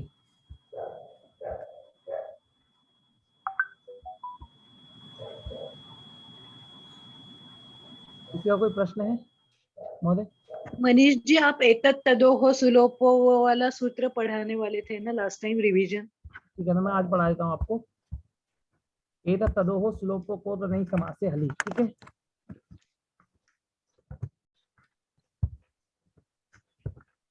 महोदय एक प्रश्न है, पूछ लूं हाँ पहले? पूछिए तब तक। हाँ, ये ऊर्नु धातु के आत्मनेपदी रूप के बारे में है। पूर्ण धातु के आत्मनेपदी रूप, आत्मनेपदी रूप, उसमें भी लन लकार का रूप जो है, उत्तम पुरुष के एक वचन रूप जो है। एक सेकंड महोदय,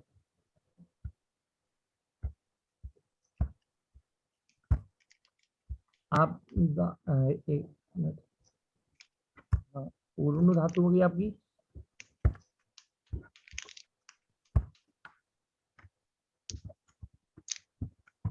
हाँ अब बोलिए।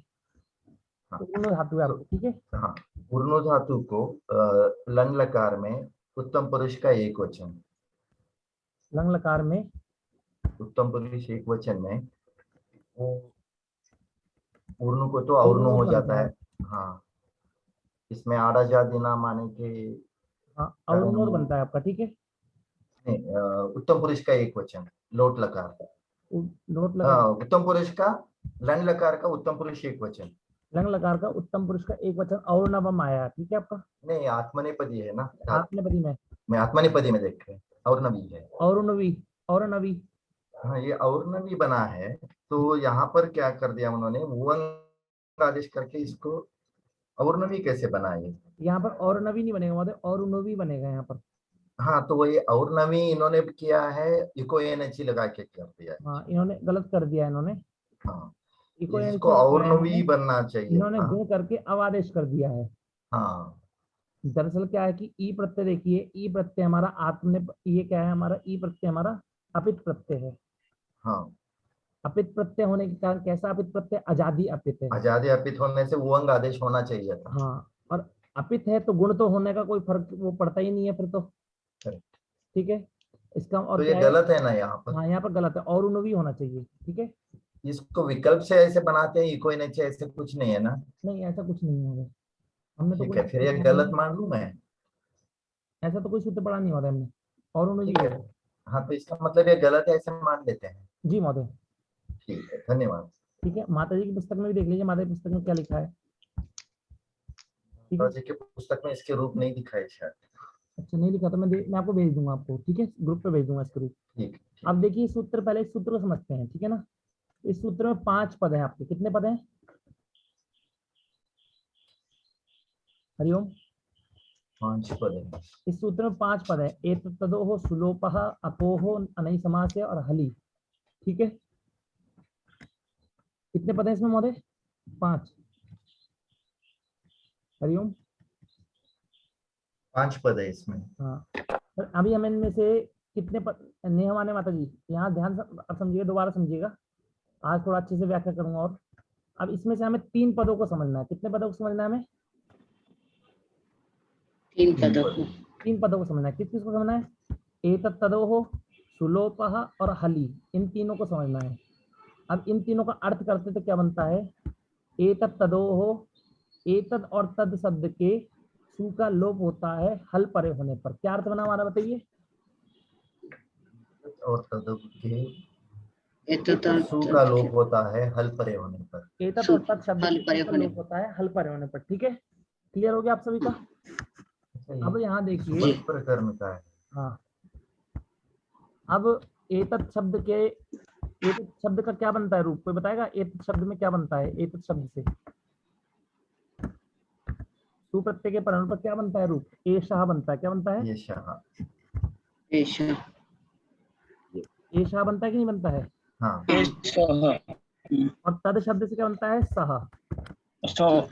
ठीक है, ये कहता है एतद और तद शब्द के सु का लोप होता है। जब आप सु का लोप कर दोगे तो यहाँ पर विसर्ग दिखेगा क्या आपको?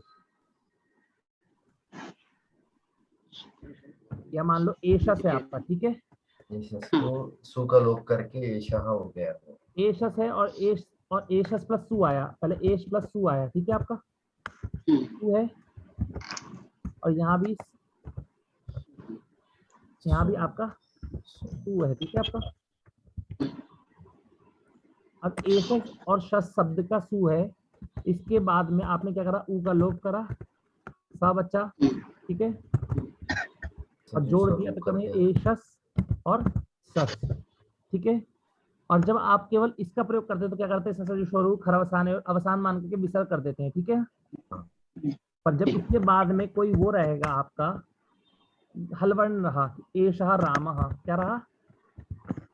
एषः रामः। तो अब इस सस और सह बालकः,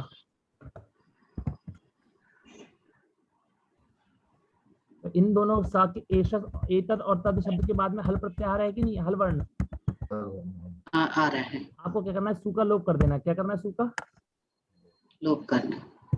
सु का लोप कर देना। तो क्या करना है आपको? एषः रामः और स बालकः, क्या बन जाएगा आपका? एषः रामः स बालकः। अब कहते हैं यहाँ पर अब और समझिएगा, आपको इतना समझ में आया? अब कहते हैं हमने सु का लोप क्यों किया आपने? कहते हैं अगर सु का लोप नहीं करते तो यहाँ पर क्या होता? एशो बन जाता। क्या बन जाता? एषो। एशो कैसे बन जाता? एशो क्योंकि आपका एश शब्द था, एशस रहता, उसको रा कर देते, पूर्व में अवर्ण, पूर्व में ह्रस्व आए कि नहीं है?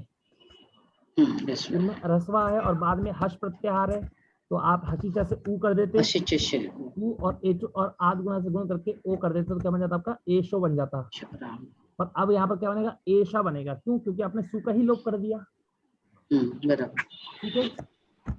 इसी प्रकार सा में भी होता, तो सा में क्या बनने लगता? सो बनने लगता। क्या बनने लगता? सो में, सा में सो बनने लगता है। समझ में सो बाल कहा बनने लगता, क्योंकि बाद में पर इन्होंने क्या कर दिया? सा का लोप कर दिया, तो क्या बना? केवल स बाल कहा बना। ठीक है, समझ में आपको? हाँ, ये समझ में आ गया होगा आपको अच्छे से। अब हम समझते हैं कि इस सूत्र में 5 शब्द थे, 5 पद थे, एतत् तद सुलोपः और हली, इतना तो हमने समझ लिया। ये अकोह और अनय समास से क्या है? ये कहता है कि इन दोनों की अगर शर्त घटेगी तो वहां पर आपको ये कार्य नहीं करना है। समझ में आपको? क्या कहा हमने? ये दो अगर इन दोनों की यदि इन दोनों की शर्त घटेगी, कंडीशन घटते हैं तो ये कार्य नहीं करना है। ये कार्य नहीं करना है। इन दोनों की शर्त क्या है? ये कहता है अकह, अर्थात कि इन दोनों शब्द में क नहीं होना चाहिए। इन दोनों शब्द में क्या नहीं होना चाहिए महोदय? का नहीं होना चाहिए, ठीक है। तो क्या है? का होता है क्या? कहते हैं हाँ होता है। कहीं कहीं पर एश कहा भी प्रयोग करते हैं। क्या करते हैं महोदय? एश कह, एशकस करते हैं। समझ में महोदय क्या करते हैं? एशकस मतलब एश कहा प्रयोग करते हैं, एश कहा, ठीक है। आप जब पढ़ेंगे ना आगे चल के, तो अच्छा, ये भी एतत् का ही एक रूप है क्या जी? एतत् का ही रूप है एश हाँ, का? एतत् का ही रूप है। इसमें बीच में का आकर के बैठ जाता है, ठीक है। अच्छा, का आकर के कैसे बैठता है मैं आपको दिखाता हूँ। लिखा है एतत् शब्द, एतत् तत् शब्दे ककारे कथम आगच्छति, कि एतत् और तत् शब्द में ककार कैसे आता है। तो कहते हैं अव्यय सर्वनामना मकच प्राक्ते है अनेन सूत्रेण, इस सूत्र के द्वारा स्वार्थ में अकच प्रत्यय होता है। कौन सा प्रत्यय होता है महोदय? हरिओम। हाँ, अकच प्रत्यय होता है। और ये तद्धित प्रत्यय है। तो इस प्रत्यय के लगने के बाद में आपका रूप बनता है एषका। क्या बनता है? क्या बनता है महोदय? एषकः एषका बनता है। और कहते हैं कि अब इस एषका यदि एतद और तद शब्द में यदि क है तो आपको सु का लोप नहीं करना है। सु का लोप नहीं करना है। ठीक है ना। पहले अप्लाई हो रही थी, नहीं की हो रही थी कंडीशन? अप्लाई हो रही थी पहले। एतद और तद शब्द में सु का लोप होता है, पर यदि एतद और तद शब्द में यदि सु का लोप यदि का है यदि सु क का लोप है नहीं तो होगा। सु का लोप नहीं होगा। तो कहते हैं एषक फिर क्या हो ही जाएगा? लिखना है। तो कहेंगे सा रहेगा।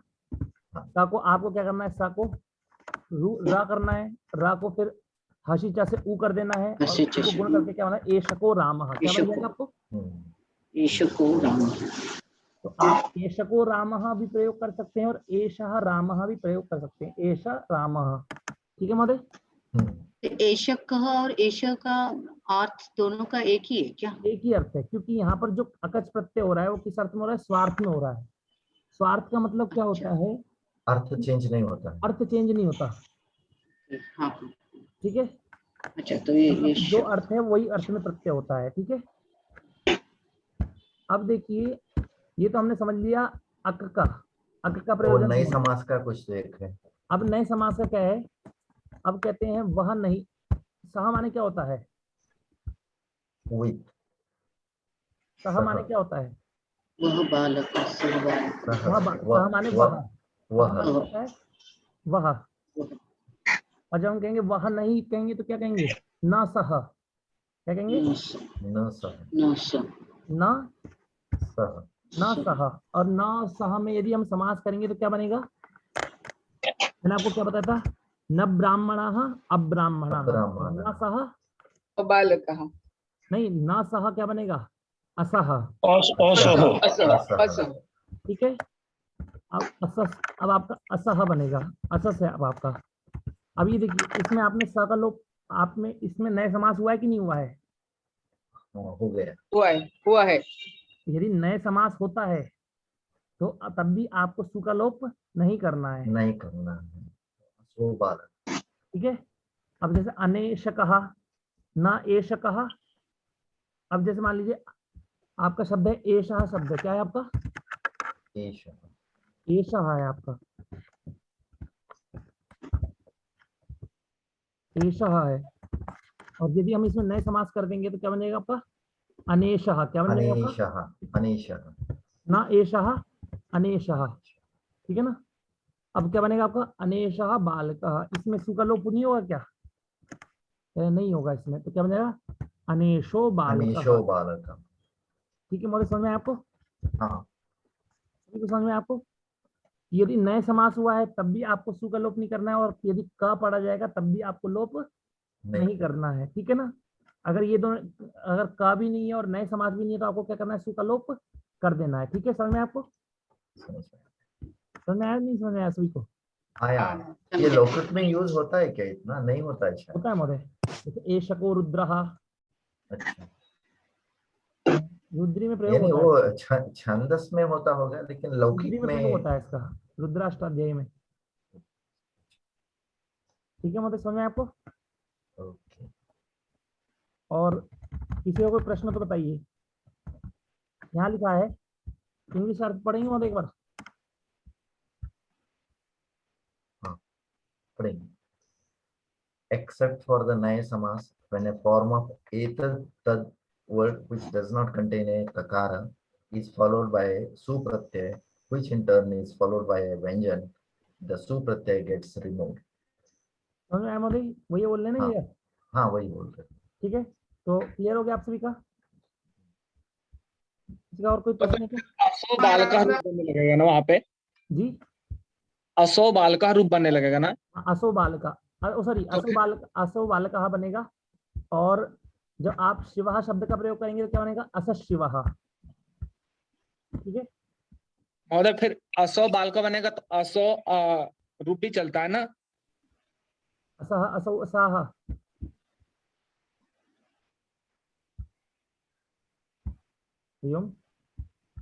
जी महोदय। बोलिए। जब असो बाल का होगा तो न असह बालक नहीं बनेगा, नए समास रहेगा तो ही ऐसा होगा, अनेशो बालक ही बन सकता है। ये देखिए यहाँ पर लिखा सह है, बालक बनेगा, नहीं तो सबालक। ये देखिए यहाँ पर लिखा है, पहले उन्होंने इसका रूप दिखाया है आपको घटा करके, ऐसा विष्णु, क्या दिखाया है, ईशा विष्णु। ऐसा विष्णु, इसमें सु का लोप कर दिया उन्होंने, ठीक है ना। और सह शंभु में क्या करा उन्होंने, सह शंभु, इसमें सु का लोप कर दिया कि नहीं कर दिया महोदय। उसके बाद इन्होंने का प्रयोग करके दिखाया, तो ये शको रुद्रहा का है तो सु का लोप नहीं होगा।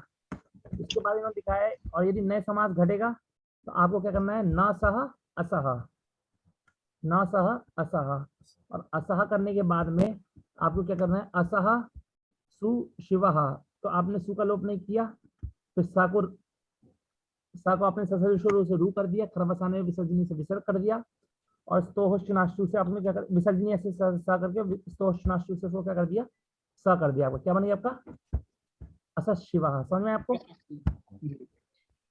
ये फास्ट हो गया मेरा, असस है आपका, ठीक है, असस प्लस शिवः है आपका।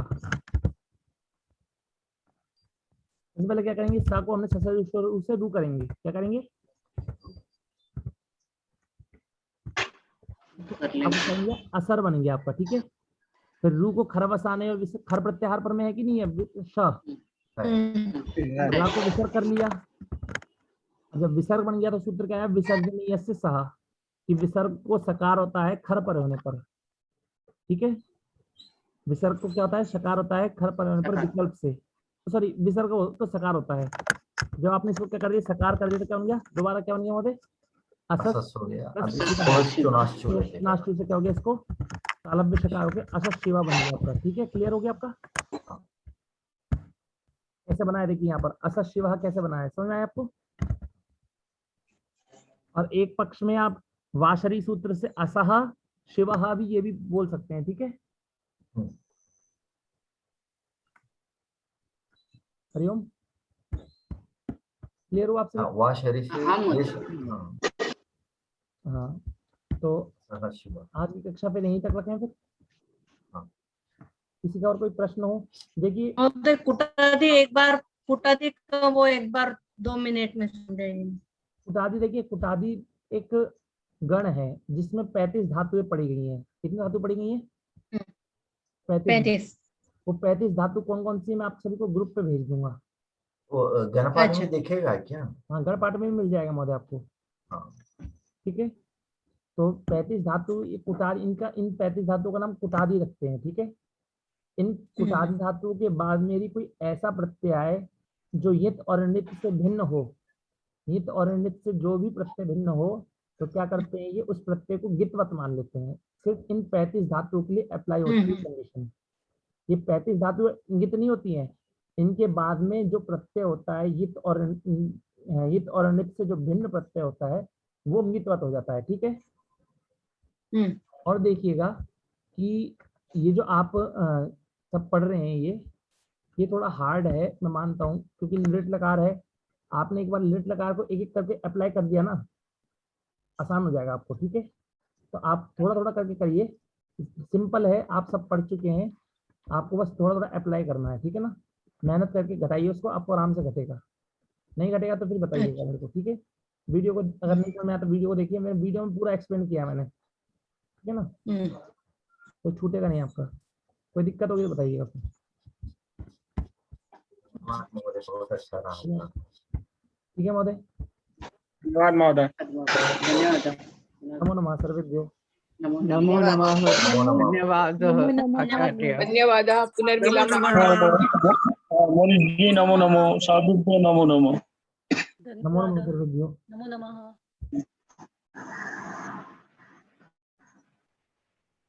रिकॉर्डिंग स्टॉप करना है।